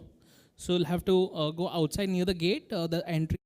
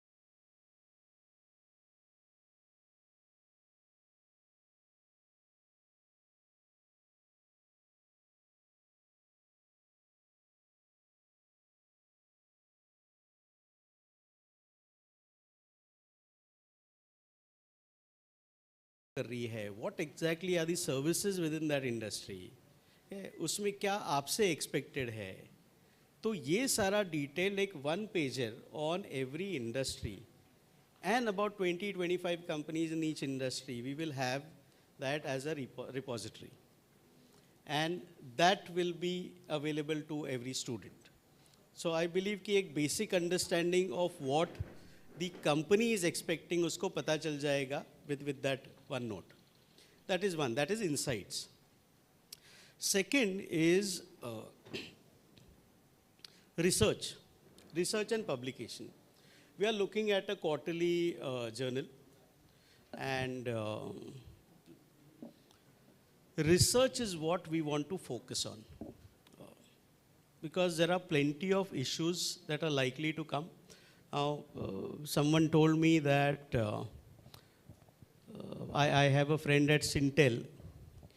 He's working on artificial intelligence, and he says that 72% of the current jobs across the globe can be done by artificial intelligence. So if 72% jobs can be done by AI, it means that at least about 50% of the world population will be unemployed. What do we do with that? I don't know how to actually take care of that scenario. And he says that this is likely to happen over the period of next 10 to 25 years. It is very difficult to predict the time frame. So it may happen in 25 years, but it can also happen in 10 years. So it is extremely difficult to identify the time frame. But we as practitioners, I think it becomes our responsibility to make sure that the new generation which is coming into the system, they are guided, they need to know, and that is where this whole research comes in. So we have identified few areas, and we would like to have corporates being part of the research, and the academicians, and FFOI. So it will be a collaborative research. We have identified about 7-8 areas. We can send it across to you. And whoever is interested, we would like to take this forward. So what we are trying to do is we are trying to predict trends in the field of finance. And I'm sure that will help, that will definitely help the younger minds. And plus, I see a lot of gray hairs out here, but there are plenty of young guys sitting who probably would have about 3-4 years or 5 years of experience. I think they will also need these kind of inputs. So that's the second service, publication and research. Third is, we have created a platform. Yes, sir. Yes. So in what form do the corporates play a role in this tie-up? Both in terms of research, and every research will cost money. So, yes.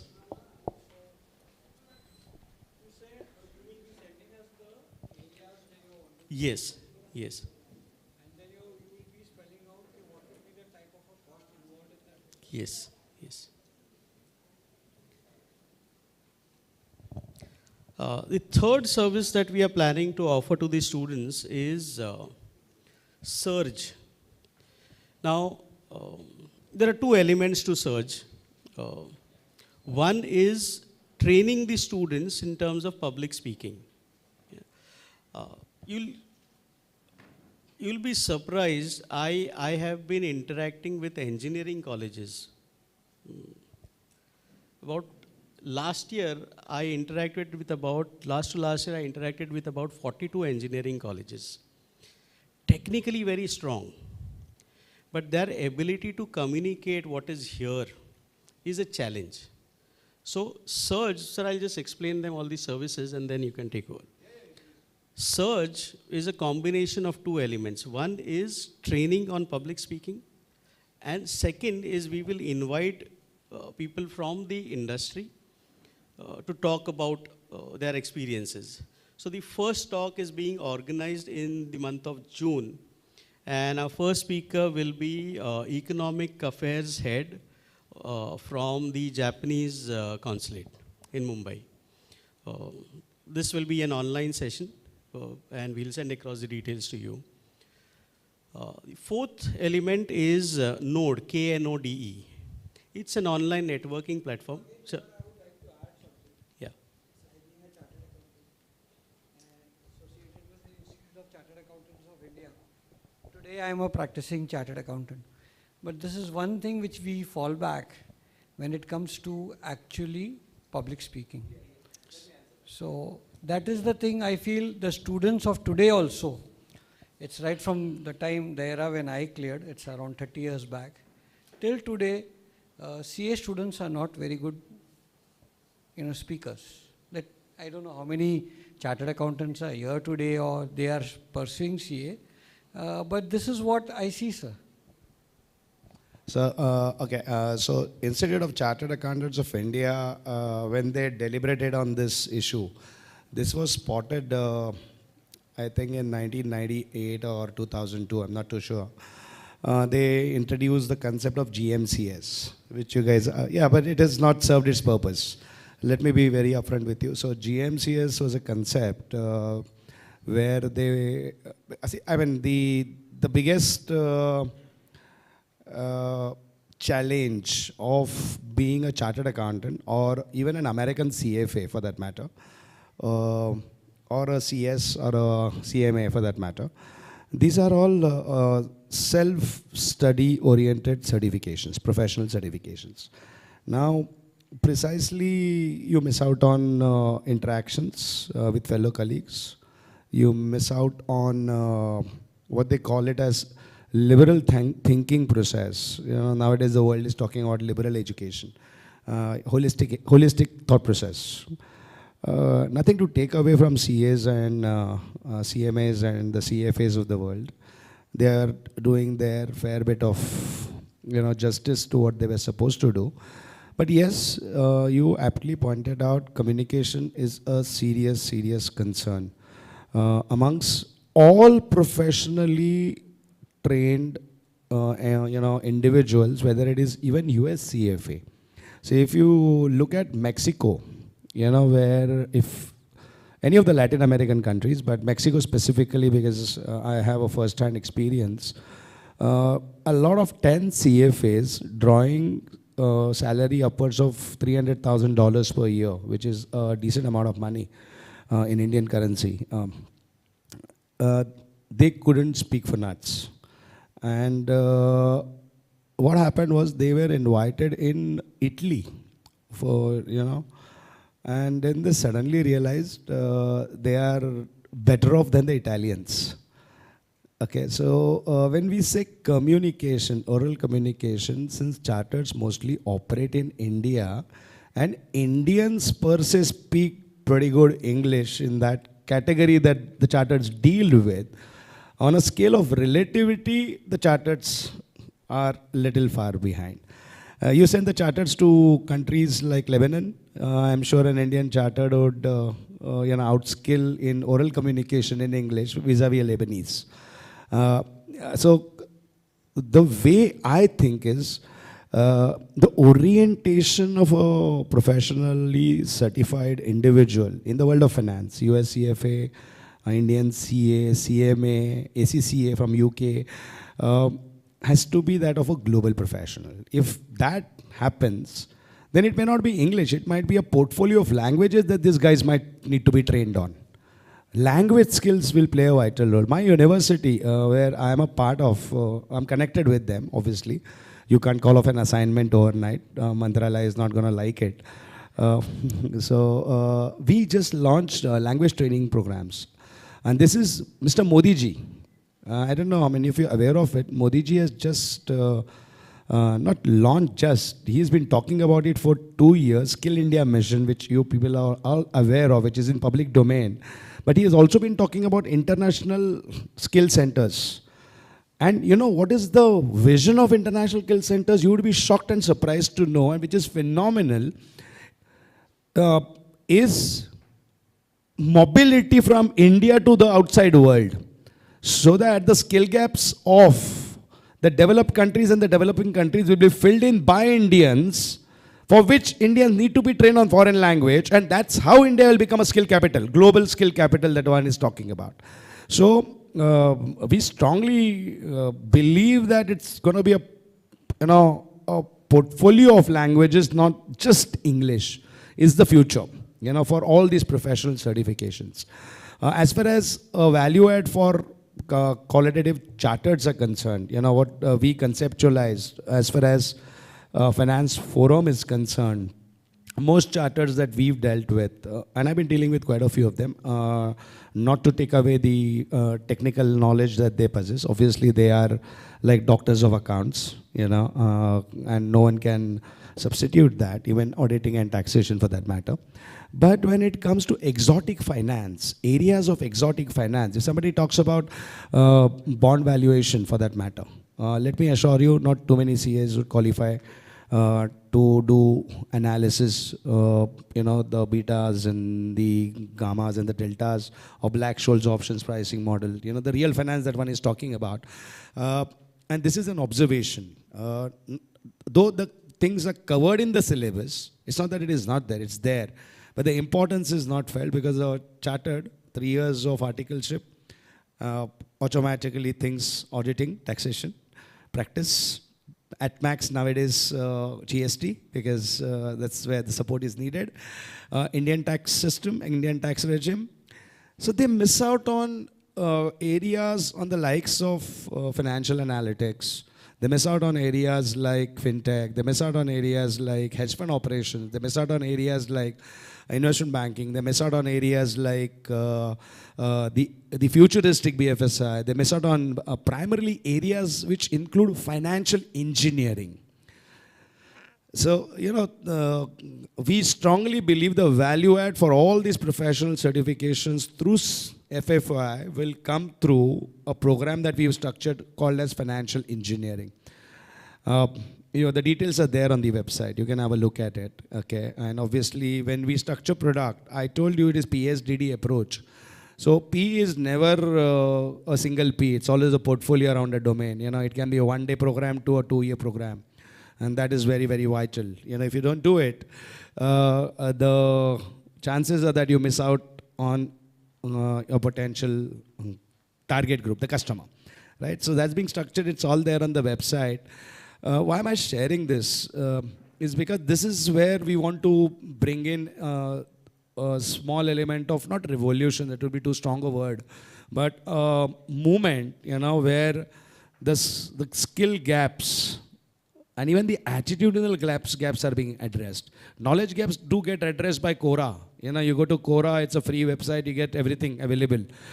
No great science in reinventing the wheel. But bridging attitudinal and skills gap is going to be a very important agenda, and we're going to be slow. Let me be very assured and, assuming on this that I'm not going to be rushing into it, because what we do, we have to do it with certainty, which plugs the gaps that exist in the industry. So when I say financial engineering, trust me, okay, I'll just give you an analogy to this. The world talks about artificial intelligence, machine learning. The world is talking about it. We are all aware of it. Data analytics, business analysis, EAO, up to the world of machine learning. God knows whether it's going to be really going to be successful. We are in very, very, very, very, very virgin phase of that domain, except for, a certain no in medical advanced surgeries, cancer, breast cancer. It's yet to prove its, but the world believes in it. And you would be surprised to know that the country that took initiative was Israel before US did it. Financial engineering is spoken about in Israel today, is spoken about in US today. You go to Singapore, National University of Singapore, they have a master's in financial engineering. And our country is a little far behind. We try to plug that gap by offering something which the country wants. So, that's a right program for all these chartereds, because it's just not about communication per se. Communication backed with the skill gap is vital. And exotic finance, when I exotic finance, I made a mention about all these areas. You look at Manhattan, you look at NASDAQ.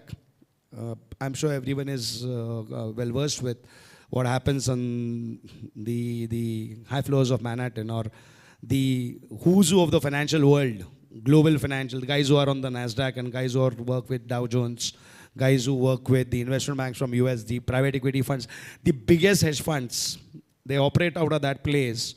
I'm afraid there are not too many chartereds over there, sir. I'm really afraid, and I think that's not a good sign. But you have Indian IIM Ahmedabad guys or an ISB guy who would have retooled himself by doing another program in Stern or Wharton out there, again in US, occupying those slots.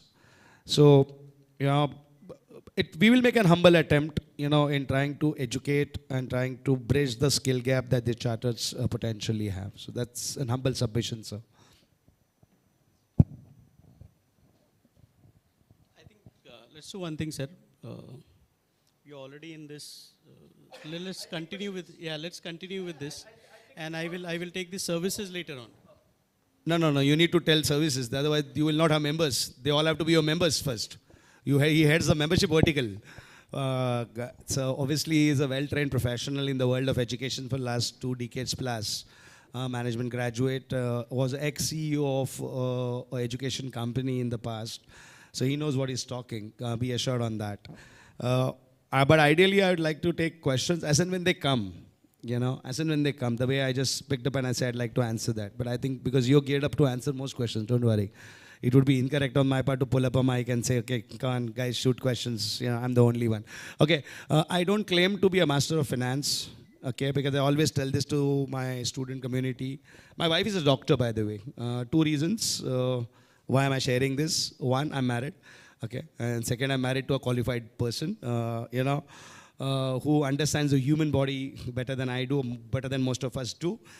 But if you look at human body specialists, you will have a cardiologist, you have a nephrologist, you have a neurologist, you have dadologist, modologist, gudologist, all kinds of logists that exist. And you probably have a headache and you go to a cardiologist, the cardiologist will say, excuse me, dude, please, this is not my domain. Okay? Now they are so smart, they are so clear. World of finance, people think I've done MBA finance, I've done CA, I've done CFA, I've done CMA. I know everything in finance. Trust me, my understanding, not necessarily experience, my understanding is world of finance is 100 times more complex than the human body. You obviously need subject experts in there, and that's the future. That's the future. When I'm talking about a double-digit contribution by education in this country, in GDP, finance will play a role. That's what my guru, Dr. Sen Gupta, said in the early session in the morning. But I think this is where Finance Forum of India intends to believe that we would like to be the global finance skill provider in the world. So that is with which we have tried to say this. I told you it's my last innings. It has to be a lasting one. So we all live for the future. Right? We all want potentially to leave a legacy behind. We all want potentially to be read after we are not there, to be watched after we are not there, So that's what every human being wants, I being no exception. So please, Pankaj, I think you should continue. I'll take questions as and when they come. So I'll just one Surge, which is a training platform, public speaking, publication and research. Insights. Node is essentially a networking platform where we will be having multiple rooms where people from the industry and from academic students can come there, network with people, and the academicians essentially will be moderating that event. Then we have events. This was our first event. The second event will be in June, and we will have a whole calendar put up on the website. We have Arena. Arena is essentially, you remember the Bonvita quiz contest. Yeah. We are trying to attempt something similar in the finance domain. So these are the 7 services that we are planning to launch. The 7th one is the certificate programs, the list of which is available on the website. Now, whether it is an individual or an institutional member, whether a student at a UG level, PG level, or a professional, or an organization, or an educational institute, the services remains the same, the context changes. The details of that are mentioned in the website. So the pricing is there. People who have questions, even after this, you can call us on the numbers, you can register, you can ask us as many questions as possible, but the memberships are open, and we would like to take this forward as early as possible. So. Okay. So basically, why memberships? People think, and we're not charging individuals bomb, okay? I was just referring to Association of Investment Bankers of India. Please Google it. And the membership starts at what, 55,000 per year and goes up to 2.5 lakhs per year. It's like a club membership for me, right? Where I go swimming, I probably use the tennis, badminton court and stuff like that. Yeah, but they're right. They're justified in doing so. Nothing to take away from them. Their logic is very simple. They want only the elite joining who can afford to pay. Similar-minded, similar TG, similar, so which is perfect. I'm not taking that away. But when I say I'm doing Finance Forum of India, it's across stratas. I would love to educate my daughter first on economics and finance. My daughter is just 9th standard. And I know she is likely to be a doctor because my wife is a doctor, it's in the genes. I'll try my level best to change her, by probably giving her some lessons in eco. The point that I'm trying to tell you is there are two things that our youth during their school days are not taught. One is health lessons and second is wealth lessons. I'm into education. I'm a part of government of Maharashtra, so I do interact with a lot of policy makers. I don't want to assume an official government position because then I will not be allowed to do all this. And I mean business, I told you. For every minute that I spend, I need to be compensated, either monetarily or non-monetarily, period. Otherwise it doesn't make sense. But the fact remains, health and wealth lessons are not given. And I'm not here to talk about health, but I probably am here to talk about wealth.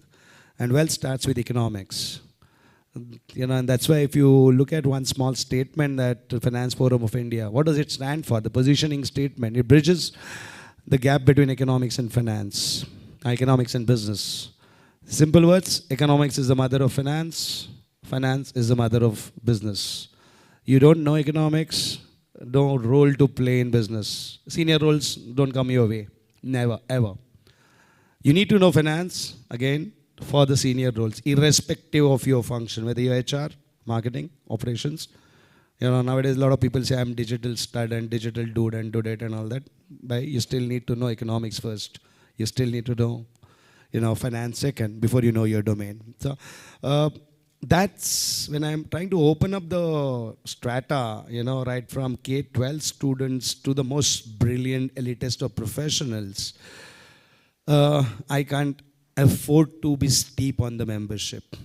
And I'm a not-for-profit organization. I want my members to be benefited out of it. My organization has to be very careful. We are governed by Indian Central Board of Direct Taxation. Chartered are here, say know it, how Section 8 company is governed. I need not tell you this. And I have my chartered. Can you raise your hand? Yeah, so he's here, he's a chartered, he's a member of our. And he is so gung-ho about managing this organization. He says, यार मेरे बिरादरी के लोग आने वाले हैं और मैं उनका बाप बनने वाला हूँ. Not a bad thing to have. Point that I'm trying to tell you is memberships are pretty affordable. For school kid we are charging 1,000 rupees for annual membership. I know they're not going to be sitting, but the institution may tell them to sit. And obviously we will go to the corporate world and say, भाई CSR है, थोड़ा पैसा दो, हमारा Section 12 क्या है, मल्लू साहब, आज है वो उनको नहीं Section 8 है और कुछ लाने जा रहे थे आप. So he tries to do all of that.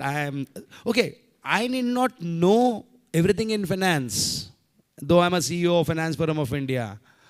I should know how to take this organization forward, period. I don't want to claim that I'll know everything in finance.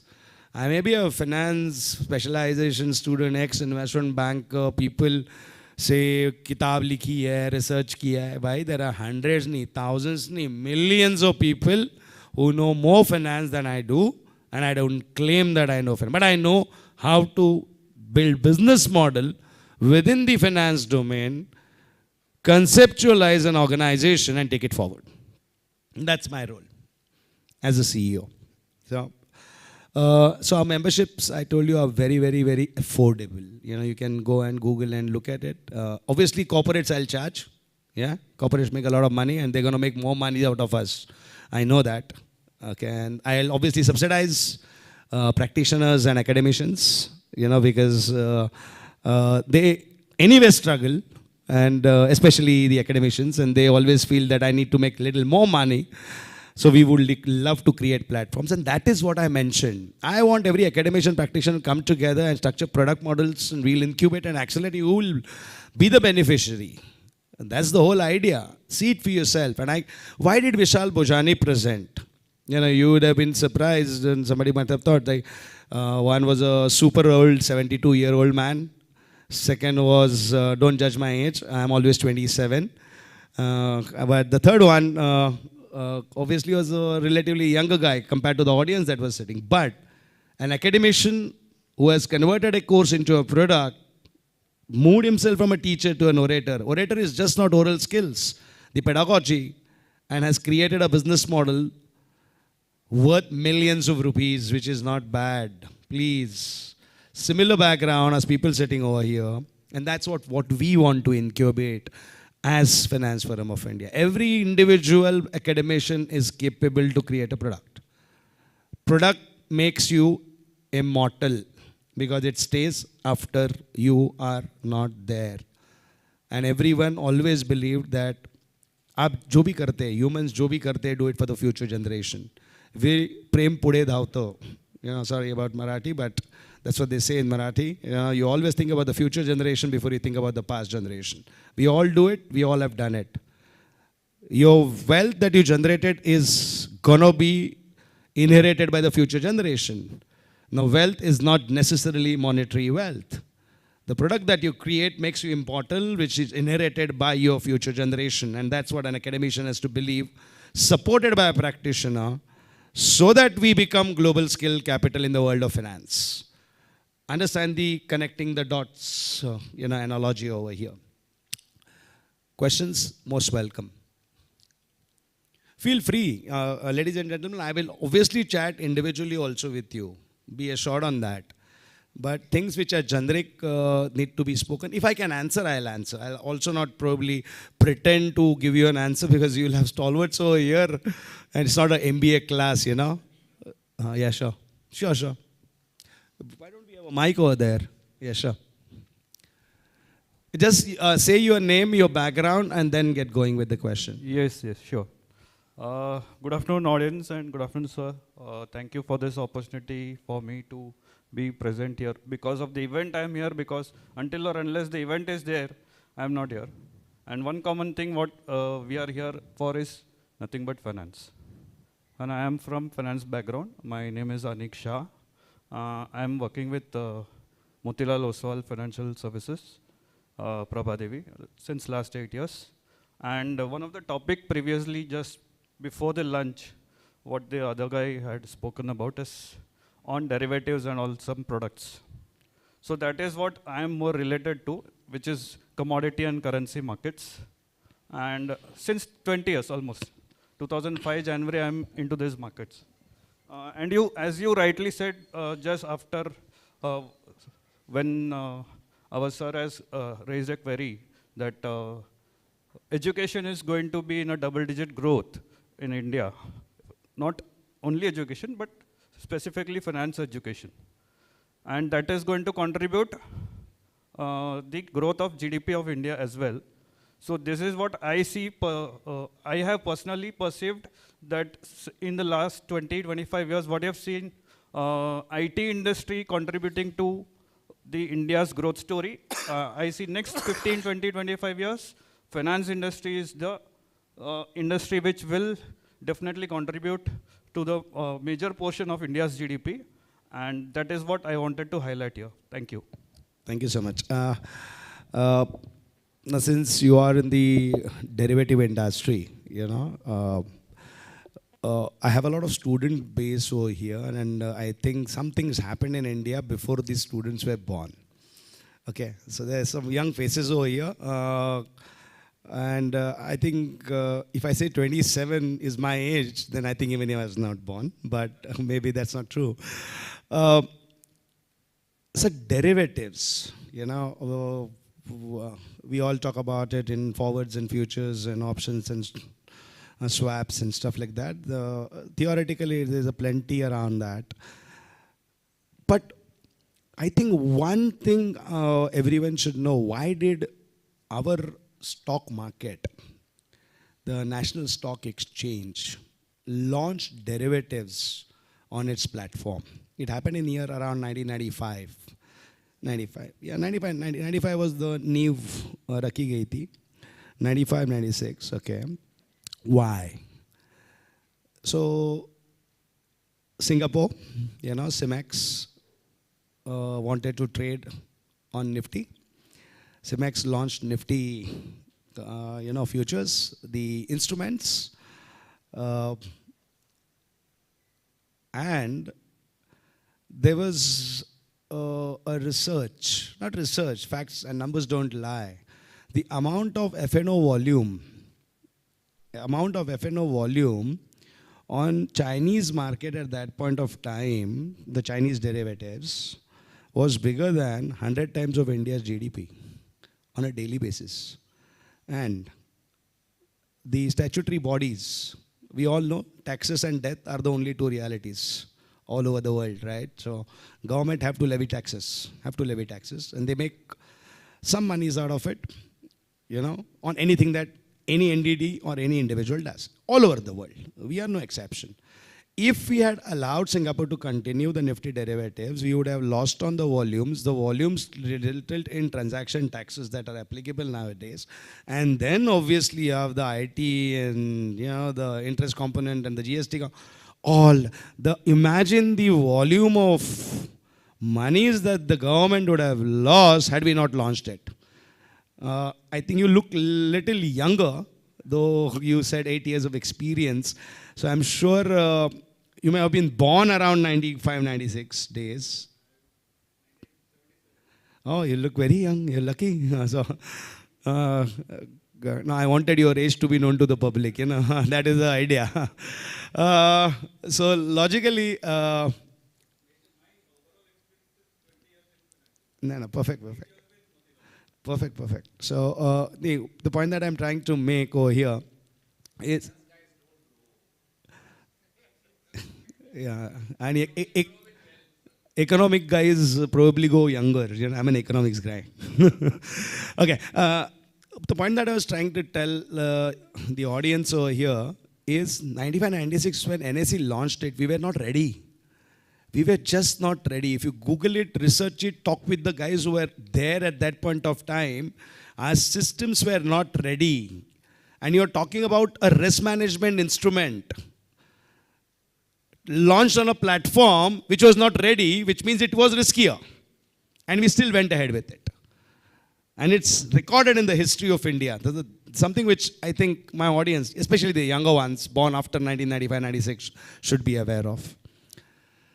Questions, comments, most welcome. See, this is a platform where you can share, as this gentleman probably expressed, GDP contribution, financial education will play a role. You're right, finance is going to play a significantly strong role.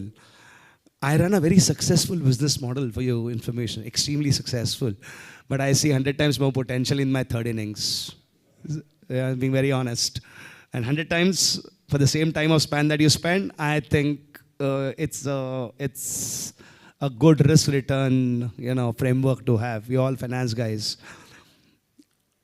Yeah, any questions, any comments? The platform is where next time when we meet, we can fight.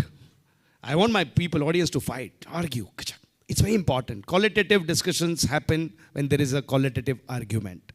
Yeah, I understand. Today is our first event. Please don't fight. Okay, but we would love to create a platform where people will come forward and say, come on, let's have an intellectual, duet or a debate for that matter. And I think we want that. That's very important.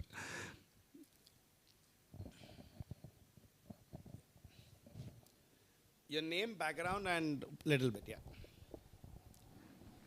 Hello, sir. It was nice listening to you from morning. And my name is Dr. Uma. I'm from ITM Skills University. My students are here.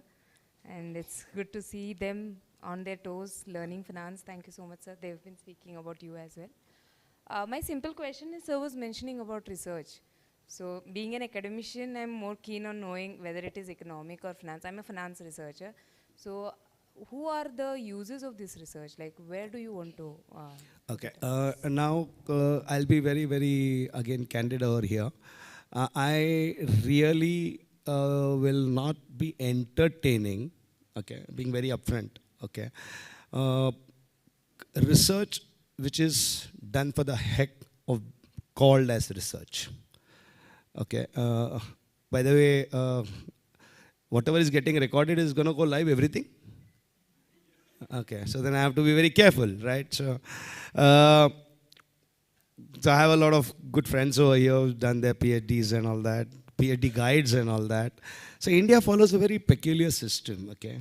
So not to take away anything from our country, we're just a 78-year-old country. Though we may talk about our civilization and rich economy and all that, we are 78 years old. Let's accept it.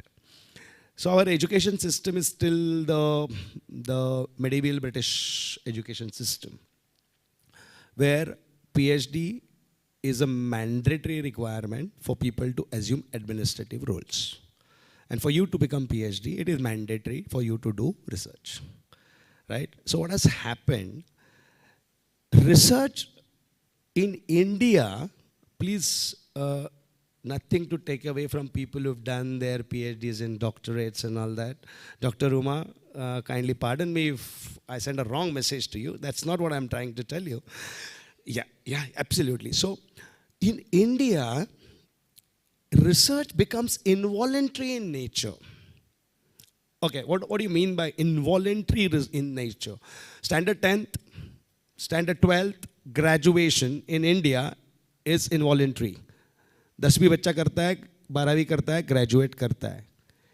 MBA करता है आपकी skills university में, वो involuntary बन जाता है, sorry voluntary बन जाता है. हर बच्चा जो ग्रेजुएट करता है doesn't do MBA. Numbers are here to tell you. हर बच्चा जो ग्रेजुएट बनता है, तो CA नहीं बनता है ना MBA बनता है, वो शायद ग्रेजुएशन पे खुश रहता है. MBA, professional certifications are all voluntary programs. We at Finance Forum of India, first premise of taking a research topic and we investing in it, we are ready to invest, support, incubate, is whether it is voluntary or involuntary. It has to be voluntary in first of all. If it is only for your publication and NAC and NBA, no, not for you, I'm not talking you. Dr. Uba, please don't get me wrong. No, I know, but it happens. People come to me, people talk about that. So if it's voluntary research, yes, that's point number one. Point number two, the consumption of this research has to be with the industry. So how does it work globally? Research, how does it work globally? And I've been lucky because of my stint as the CEO of IMS Test Prep in past, plus SPJN. My boss was Dr. Shrikant. For people who know MBA industry, you would be aware DBA Harvard. And DBA Harvard, it is a rare commodity. Sorry to use that word, in India. You don't become DBA Harvard so easily. And he was one of them. And trust me, there are plenty of episodes between me and him where I always felt like a mediocre student, though I was a professor over there. So he taught us one thing, that research has to be based on a problem statement that comes from the industry. Whereas most researchers in India, which is what he pointed out, and I believe it is true today because I'm not a PhD, but I've seen and worked closely with a lot of PhDs who do research from an academic point of view to fulfill the requirement because they're into an involuntary framework. Whereas research, if it's voluntary and backed with a problem statement from a company or a corporate, yes, that's research that we are talking about that we would love to do. Obviously, the corporate is a consumer for it because you think we'll finance? No, the corporate has to finance. We are a Section 8 company, but we know how to be a bridge over there. So it starts with a problem statement. Get a problem statement, we'll get you a research fellow. Because otherwise, all those things come in, that I need a research guide and stuff like that. Problem statement gets you everything, right from resources to research guides. Brilliant.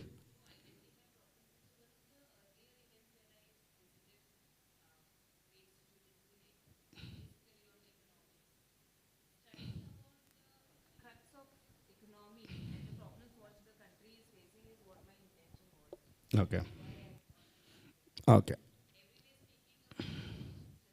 Doesn't make sense, absolutely. So if you're really interested in doing something to do with economics research, which will have consumers, uh, just do one geopolitical research on the economic welfare addition due to wars. Due to wars. The Vietnam War till date. It's a big area, assumingly, I'm not digressing and I'm not trying to be a teacher over here, but because I authored a book. You know why I authored a book off record? I was an SP Jain teaching economics, and like I was young. I am young today, but I was much younger those days. Much younger those days, and then jumping around. And so 5 students from Delhi School of Economics came and pointed it out to Dr. Shrikant, saying, sir, we studied in Delhi School of Economics, and what's happening in front of us in our classroom is completely different. We like it, but is it economics? And the moment Dr. Shrikant heard that, he called me. He said, when is your next class? I said, tomorrow morning. He said, he is going to attend. Now, do you edit at times? No. I have to be very, very careful on my words, right? Luckily, because luckily the camera is there. Otherwise, I would have used some good words. Huh? It's live. Thank you so much. Good you told me. So, basically, Dr. Shrikant points out to me and says, Doc, he used to call me, Prof, tomorrow morning I'll come. So I obviously, I'm scared. I could have used a better word, but I'm scared. Used to stay in Vashi. SPGN is in Andheri. The first thing is going from Vashi to Andheri, early morning, 8:10 class. We as Indians, sorry, nothing to take away. We are likely to be late by a few minutes. Assumed to be late. And I can't be. He's an American, America educated guy. So I choose to stay in a Andheri lodge. I have no choice. I stay in a Andheri lodge. 1,000 rupees wala jo milta hai, ekdam typical. Not even bread and breakfast, Only bed. Kind of a thing. Bhai, nikalni hai raat, subah session lena hai. I go and do a session.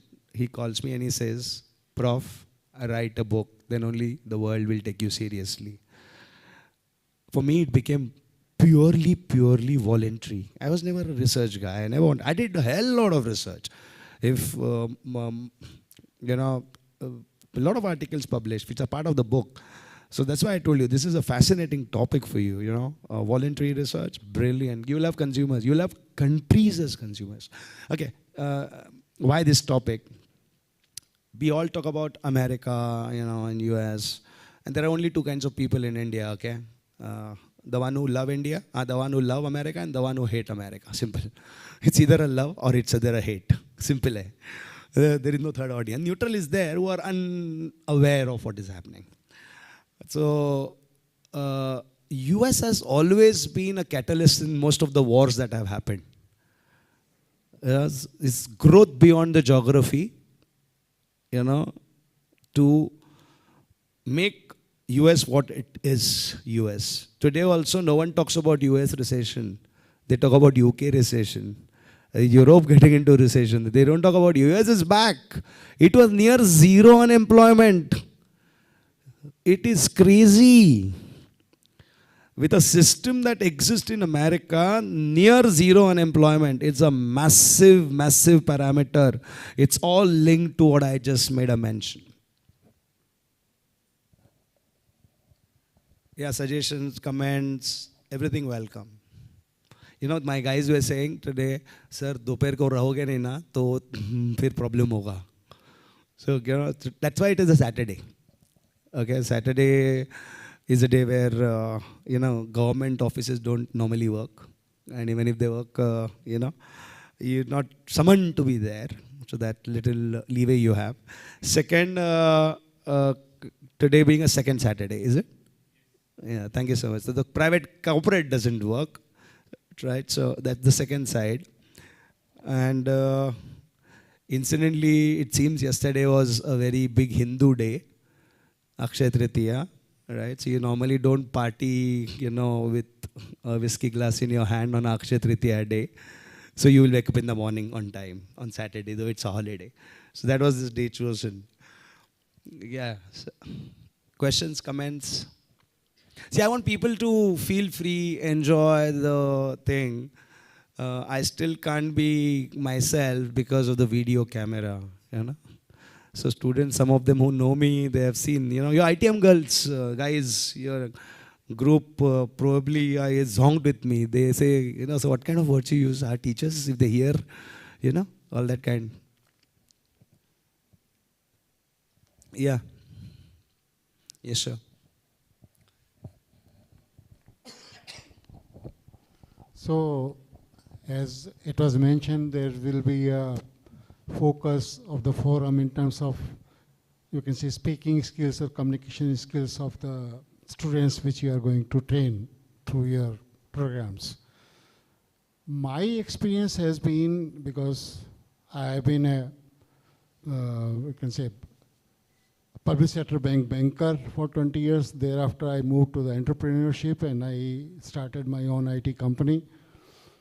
So I had done a lot of recruitment for my company, and I have seen is that even there is a very big gap in written communication of the skills of the student when they come to the, you can say, area where they went to become professional, because mine was the IT company.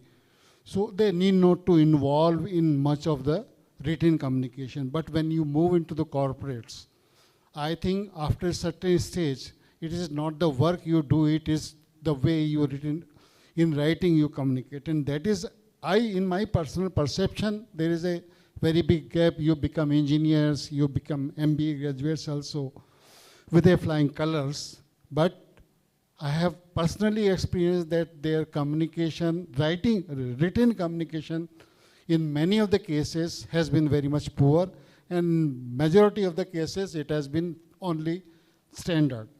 I have grown up in a very small village and graduated myself in a Hindi medium university, but I could pick up. So what I feel is that if that can also be supported, so they will become better professionals as compared to the simply coming raw and learning the way I have learned it myself. Yeah, I appreciate it, sir. Absolutely appreciate. So, we made a mention that specifically in educational institutions, there are two categories.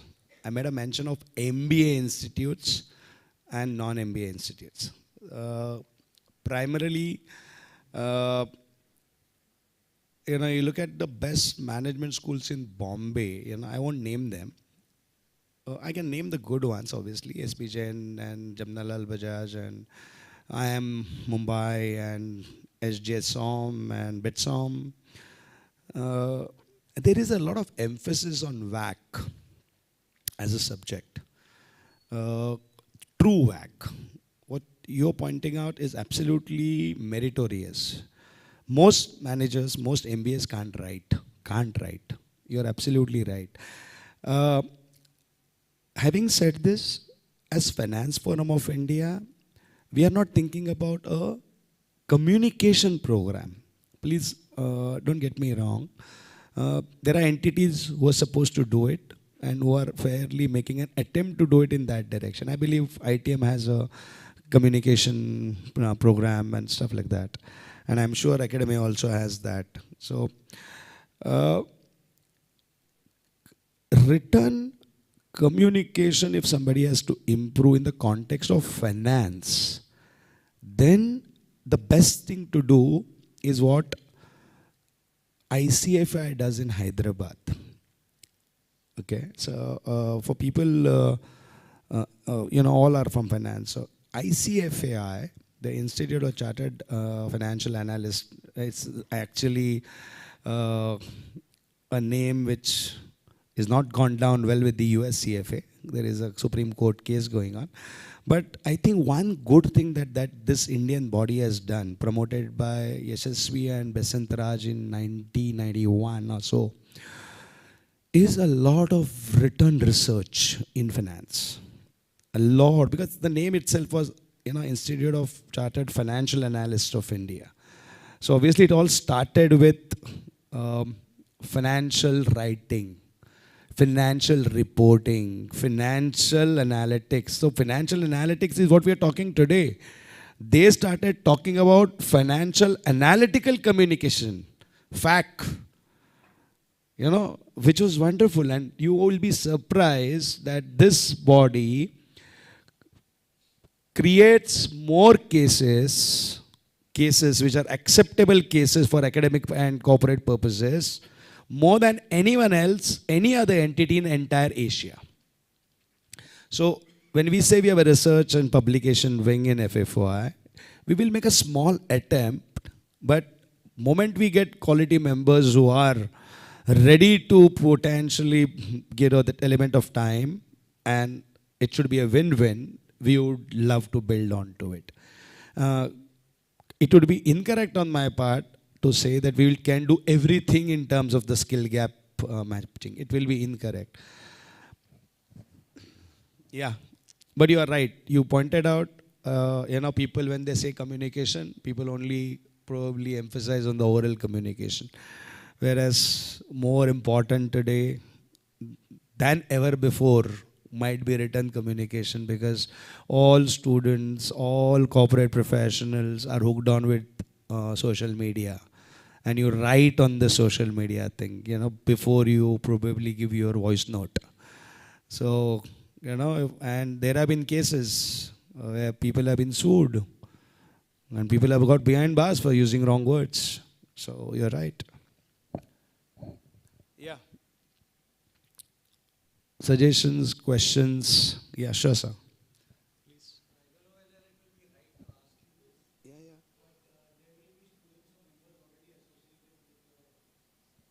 Yeah. We can have their practical experiences or somebody talking on that. Okay, so the best person for you to have asked that question, this would have been Dr. Sen Gupta. Okay, I will be upfront with, we have hundreds of members, but today is a change of leadership day, right? I hope you understand. And don't get me wrong, we want to be very transparent. We want it to be transparent because this entity has been connected with a lot of statutory entities also. Please understand, I don't know, there would have been some experience with ICAI for all you know, right? So I have to be little careful, and politically correct, before I do. So maybe at a later date, you're absolutely justified, not today. I hope my message is loud. Yeah, feel free, guys. Students don't have questions. The young. Yeah, sure. No, why the mic is passed? Because everyone else should probably be able to hear what is being said. Good afternoon, one and all present here. I am Tanzil. You can sit. Thank you. I am Tanzil, and currently I am working at ISS Stocks. And I want to know your perspective about ESG and finance. Since ESG, environment, social, and governance, since I am in that domain, it is considered that ESG and finance are they are together. Since COVID, there is a rise in ESG, and there are many ESG funds available in the market which are not very popular. So I want to know what is your perspective about ESG and finance, and is FFOI going to inculcate ESG? So what he's necessarily talking about is the societal thing, It's more to do with ESG and economy and not finance. I'm not trying to correct you, but that's how it is. It's more to do with economy. People say it is finance. Now, the background for this and what's possible. what's possible. It's not a easy domain, first of all. Let me be very upfront with you. Because these are the buzzwords that the world has been talking in the last 2 decades.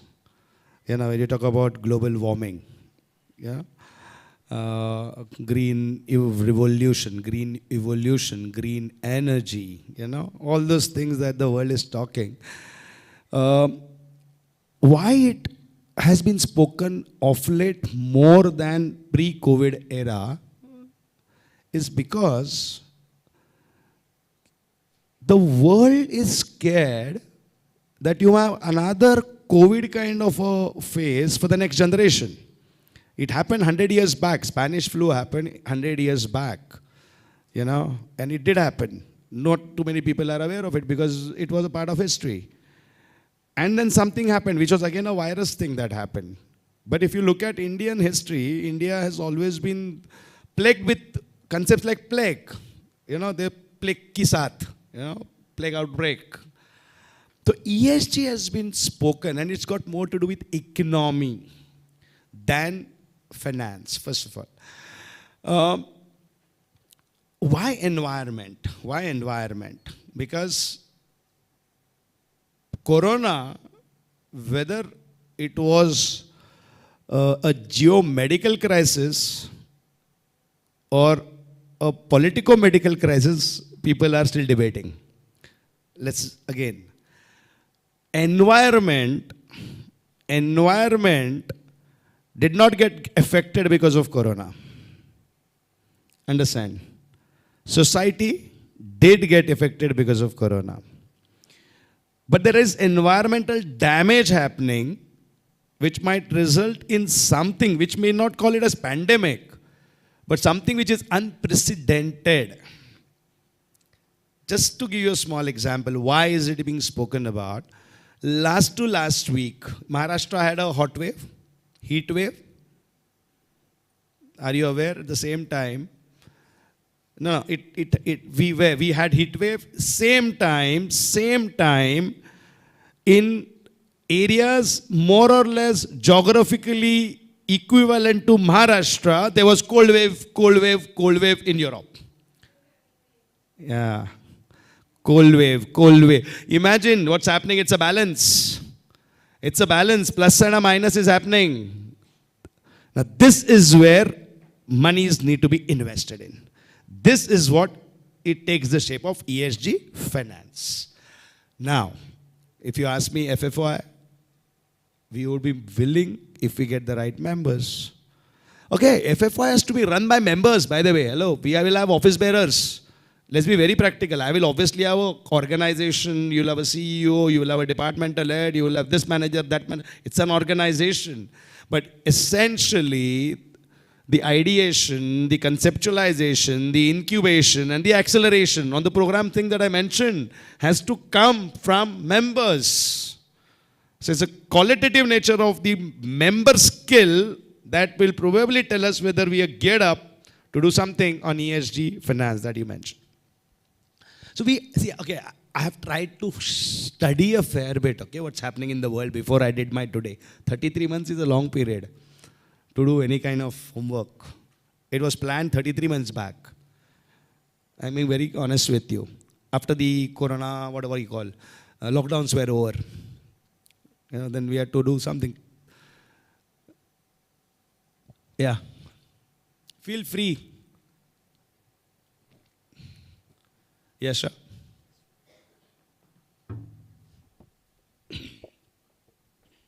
You have a fund? You have a fund over there, ESG, sectoral analysis, no? ESG analysis you do. Hello, I'm Dimple and I'm with Mentoring Finance. Actually, we are into training and consulting of IFRS, Ind AS, business valuation, mergers and acquisition. So my query is actually when I heard your word, business of education. So what happened like 5 years ago, I joined this institute and then what happened? I was using the same term like I'm into business of education. And then I instructed by my senior that you should not use this word like business of education because in India, it seems unethical. So I again heard that the same thing which I was using, you are using. So how we, like how people don't, I mean, my question is, why don't people accept that we are into business? Yeah, It's okay. right. $1 trillion question for me. Okay, just to give you an analogy here. Part of Maharashtra State Skills University, Maharashtra State Skills University belonging to Department of Skills, Mantralaya, Government of Maharashtra. Apart from strategy, one of the mandate that I had was to oversee admissions. Simple. What will I say? You think I'll say admission? You heard me. Officially you heard me. I said sales. Yeah. Right? So I said sales. Sale karna hai. You won't believe it sent shockwaves in Mantralaya. People within Mantralaya started, ye kya ho raha hai, kind of a thing. So I can't correct the policy makers. There are certain sections and entities in this society whom we don't want to or intend to or should correct. So keep them aside. It's not about ethical, unethical. Ethics, then definition has to be understood correctly. Ethics definition. Ethics and morals are two different things. We are not here to discuss that, so I'm not getting into it. If you believe you are doing business of education, have the conviction and stick to it. Simple. Let the world have its own opinion. Let the world have its own perceptions. Because if the moment I say, now just one case, moment I say, I'm into charitable education environment, I am doing societal things, I am a charitable trust, and what do? I generate surpluses. I generate surpluses which get reinvested, and I generate surpluses which get reinvested, and when I generate surpluses, when they get reinvested, whether it is invested in capex or opex, who watches, who observes, no one knows where does the money go. So under the guile of saying I do societal work, if somebody is going to generate surpluses, I am better off saying I am doing business of education, accept it. I am a Section 8 company, governed by law. The lawmakers are allowing me, as long as I am with the lawmakers, within the boundaries laid down by all the statutory bodies that govern India, I am ethical. Stick to your guns is what I would advise. Because, okay, it's on record, since again I'm getting recorded, and it's available in public domain. This is year 2019. Place is Czechoslovakia, area Prague. Seaman Conference, Seaman spelled as C-E-E-M-A-N. At least 150 heads of universities, of institutions under one roof. Very similar to this.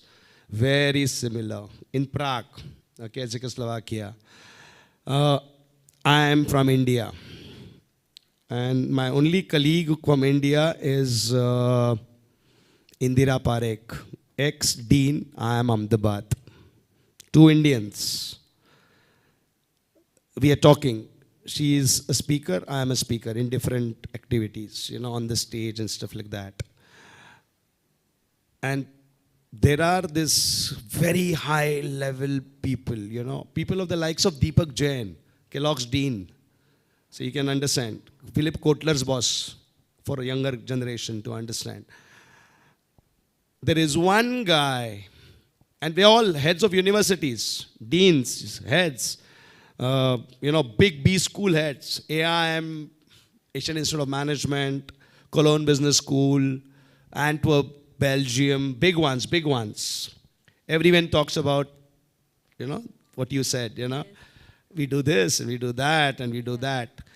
And I'm placing on record, I'm getting recorded, there is one gentleman who goes on stage, apart from me, of course. I said, I'm in business. I said that.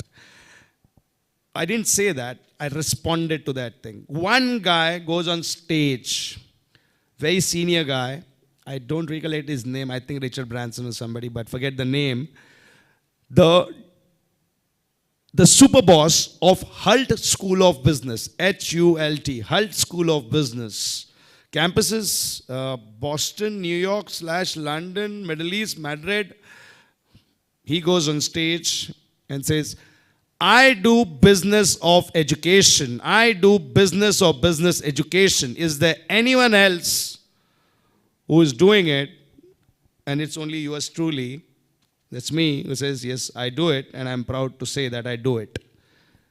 So actually, it's business of education only, even institution, and no one does. that's it. exactly But so. they don't What do expect you call ethics? What do you call? You being truthful and transparent is ethics. Yes. Actually, they don't accept that. Yeah, We so are doing why? business That of is there, education. that is there, that is theirs. We don't have to control what others say and others do. We can decide what we say and what we do. Simple. They try to change our perception. Why are we changing? That's conviction. That's sticking to your guns. Never ever change, young lady, when you have conviction. As long as it is in the law. If it cannot be beyond the law. You're justified. Within the law, you have conviction, stick to it. Okay. Sorry, but since the young lady has raised and she's little emotionally, charged up on this because somebody pointed out and she's thinking, tum chori kar rahe ho, kind of a thing. And then aap bol rahe ho, not chori, but you're making profits, you're doing business and you're saying, don't use this word. That's it. So there's that emotional thing coming out. I'll just tell you again an anecdote. When I said in 1995 that I want to be in education, I was an investment banker. An MBA from TAPME, very expensive MBA, okay? My current fees is, I think, around 35 lakhs, maybe more. 2 years programs. You can imagine how expensive even in those days it would have been. Typical investment banker, and I said, I told my dad, Mom, I'm quitting my job. I said, I'm getting into education. Everyone started questioning. Right? I said, I'll make the same kind of money as what I would have done otherwise as an investment banker. It was conviction, right? Because people always, I started today's session, I said, in history when I was growing up, we were told people who do, they do, who don't, they teach. So that was the question asked to me at age 24, 25, maybe lesser than that. And I said, no, I'm jumping. And I'm convinced that I will make equally good or more money than I would as an investment banker being in the corporate world. Conviction, sticking to the guns. All I'm trying to tell you, within the law, you believe in something, stick to it. Don't have to get, they have a right to say anything. You have a right to be selective listener. Anyways, let's not argue. Yeah, I agree. Yeah, thank you so much. And even I didn't change, but I saw someone who agreed with my thoughts. So Yeah, that's why I shared it. Yeah, thank you so much. Thank you so much. I want, what am I saying? From morning onwards, I want every teacher to believe that he's in the business of education.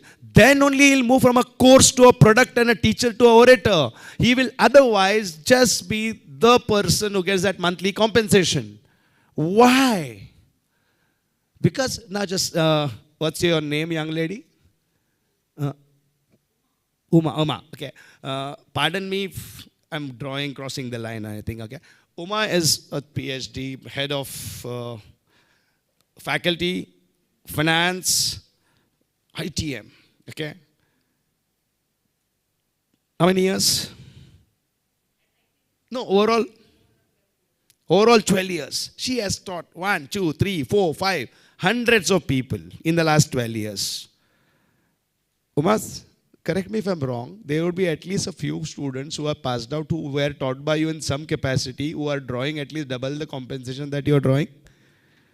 Yes, no? 1000% yes, right? Doesn't she deserve to draw more than that? Of course she does. That's what I'm trying to tell. The teachers believe, when teachers then they say, and I had a teacher, okay, I don't know, I can't quote obviously, in my system, and we used to pay around 8-9 lakh rupees, very good teacher, and couple of our students got around 14-15 lakhs package. 12-14 lakh का CTC का package मिल गया over 7 years, 10 years younger to the teacher. And said, यार हमको इतना ही मिलता है, अरे अभी इसका आंसर कैसे दोगे? I can't change that system, right? education will collapse in India. Education will collapse in India because on one side your fees are regulated and you can't have market prices for the faculties. What do you do in that case, right? So that's where forums like FFY come forward and say, let's see if we can find a solution to this. Yeah, sure. Education is the second largest industry on earth. Why be apologetic about it? Just then. Now everyone accepts upgrade because it is private. Everyone accepts an academy. You know, a few months back, maybe a year back, Shah Rukh was God because he was Baiju. Okay. Now Shah Rukh still remains God. Baiju is pauper. Right? In your front of you, it's happened. Why should, you know, we say, you know, my model, I say, Academia Schools of Business Studies. I don't own anything and I still own many other things. It's a business. Let people crack it. We've cracked it. People will have there. So if you think, what's your name you said, young lady? Dimple, there are 6 out of 10 people in the marketplace in the industrial, they, ये क्या करते हैं? अबे भाई, तुम करने को आता है तो तुम करो. तुम तो भौंकते रहो. When elephants walk, dogs bark. Simple.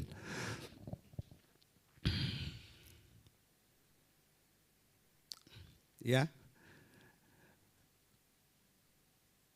Yeah, okay. First of all, thank you so much for such a lovely audience. I really thought post-lunch people will just, you know, not necessarily doze off. For them to doze off, they have to come here first. The first thought was the people will come back. So I'm glad people came back. Second, yes, there were very qualitative points that were being raised. Obviously, people will take some more time to become comfortable with the system, with me. But at least one thing, the FinShift Conclave 2024 has achieved, that some academicians, some corporate guys came on this platform. We had a few students who worked really hard for this. So first of all, I don't like giving Thanksgiving and all that, because Thanksgiving I always believe is for the end kind of a thing.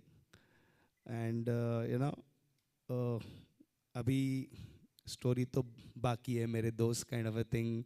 We all hear that when Shah Rukh says it, you know, abhi zindagi baki hai, zindagi badi honi chahiye, lambi nahi, all that. So no Thanksgiving and all that, but I think 24 years we did something. Next, whatever years, and I don't want to define and cap it, we would like to do things raised to 24 that we did in the last 24 years. So that's a humongous task. You know, people, obviously every finance person understands this much mathematics. The integers are understood. So, you know, it's a good beginning for a new chapter in the life of Finance Forum of India. I told you this is my third innings in my life, last and hopefully lasting one. You will get to hear from me, my office bearers, my members, more and more as we move ahead in time. And we believe we will be able to create a platform for each one of you where you will get value first before you add value, because I strongly believe on a very strong premise, give value before extract value. Thank you, ladies and gentlemen. You've been a lovely audience. Thank you so much and hope to see you again. Thank you so much. So with this, we declare this as an event closed. Thank you so much.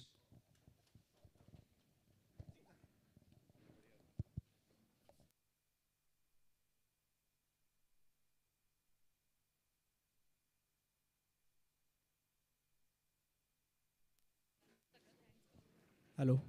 Thank you so much everyone for attending this event, being a part of this. I declare the floor is open for networking, and you can network with the people around you. Also, we would request if you could cooperate with our interns and give some feedback about the event, so that we get an opportunity to understand better and how the event went, and we could develop it in more other ways. Thank you so much.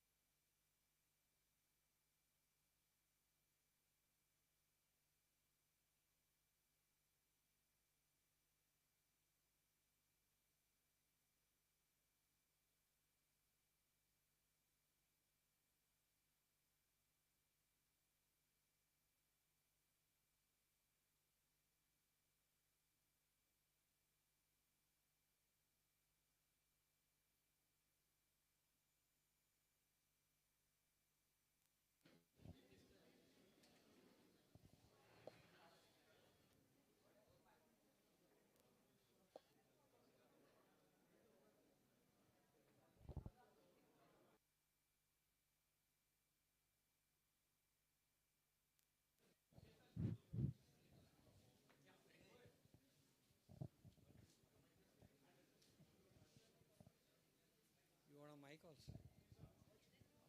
My voice is loud enough. Hello. Yeah. Audible? Audible?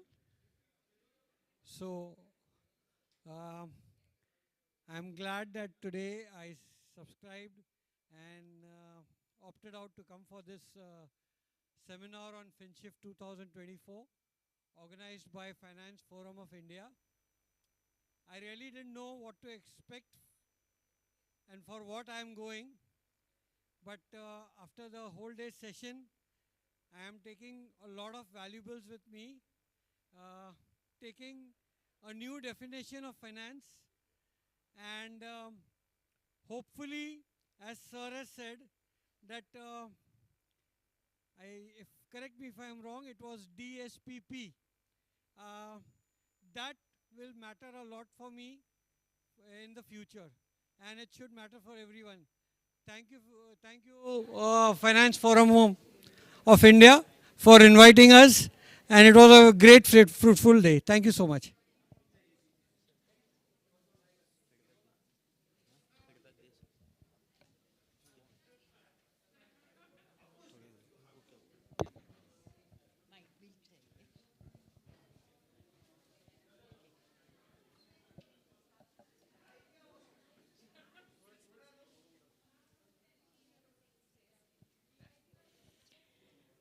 Hi, everybody.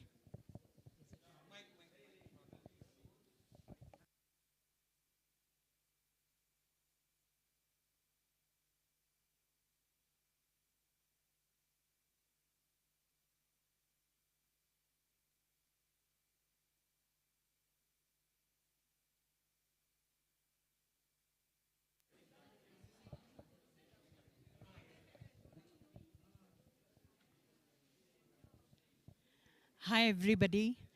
The FinShift 2024, organized by Finance Forum of India, was a beautiful event and brought all the like-minded people from the finance specialization together, something that one should always look forward to. Lots of learning, lots of exchange of ideas, and above all, networking with people who can bring in better ideas for the future. Good luck to the organization and good luck to the staff. Thank you.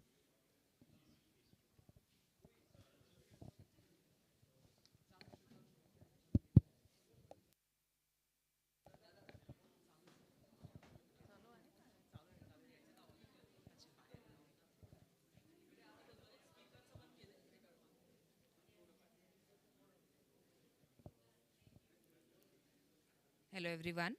It was a nice experience coming here at Finance Forum of India. It actually truly a model of collaborating industry with academia, was able to connect to students with their new models. So I wish them all the best. It was a great start. Thank you so much.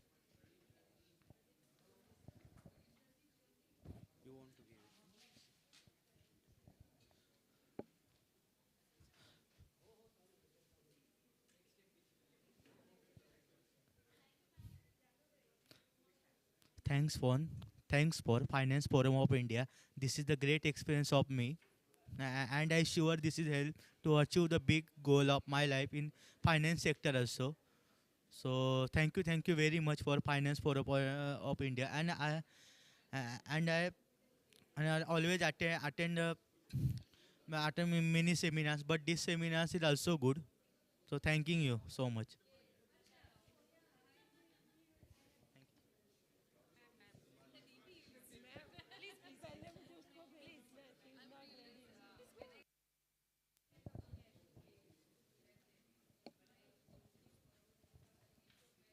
So hello everyone.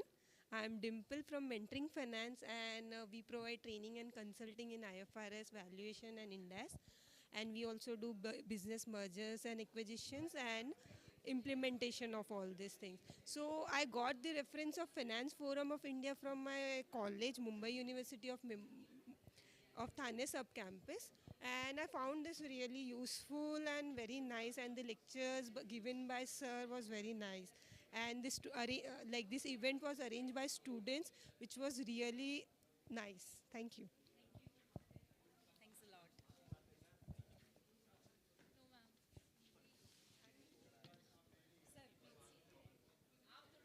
जोर से बोलना पड़ेगा अच्छा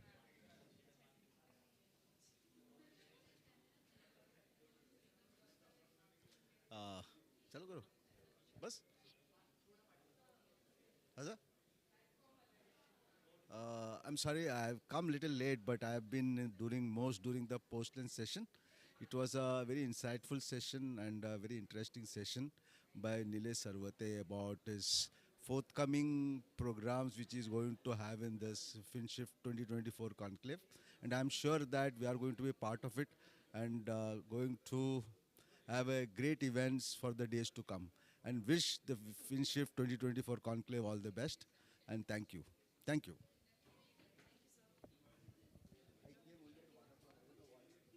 hello mic testing 1 2 3 4 लाईव्हला जातो ना live चालू आहे लाईव्हला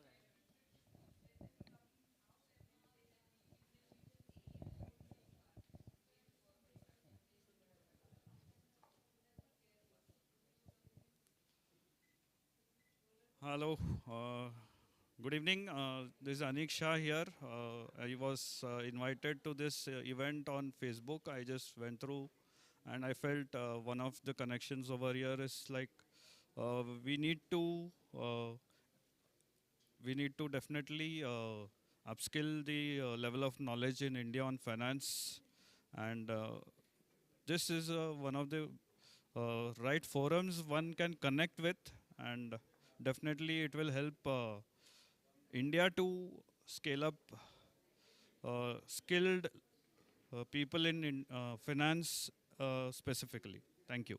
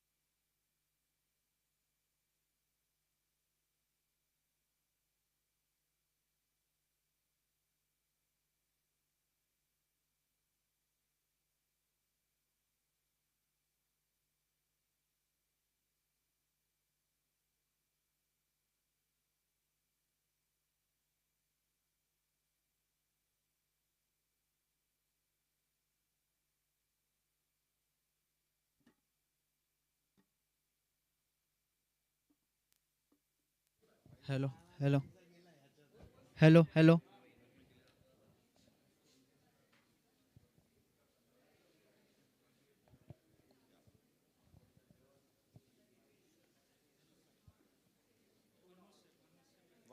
In forward or backward?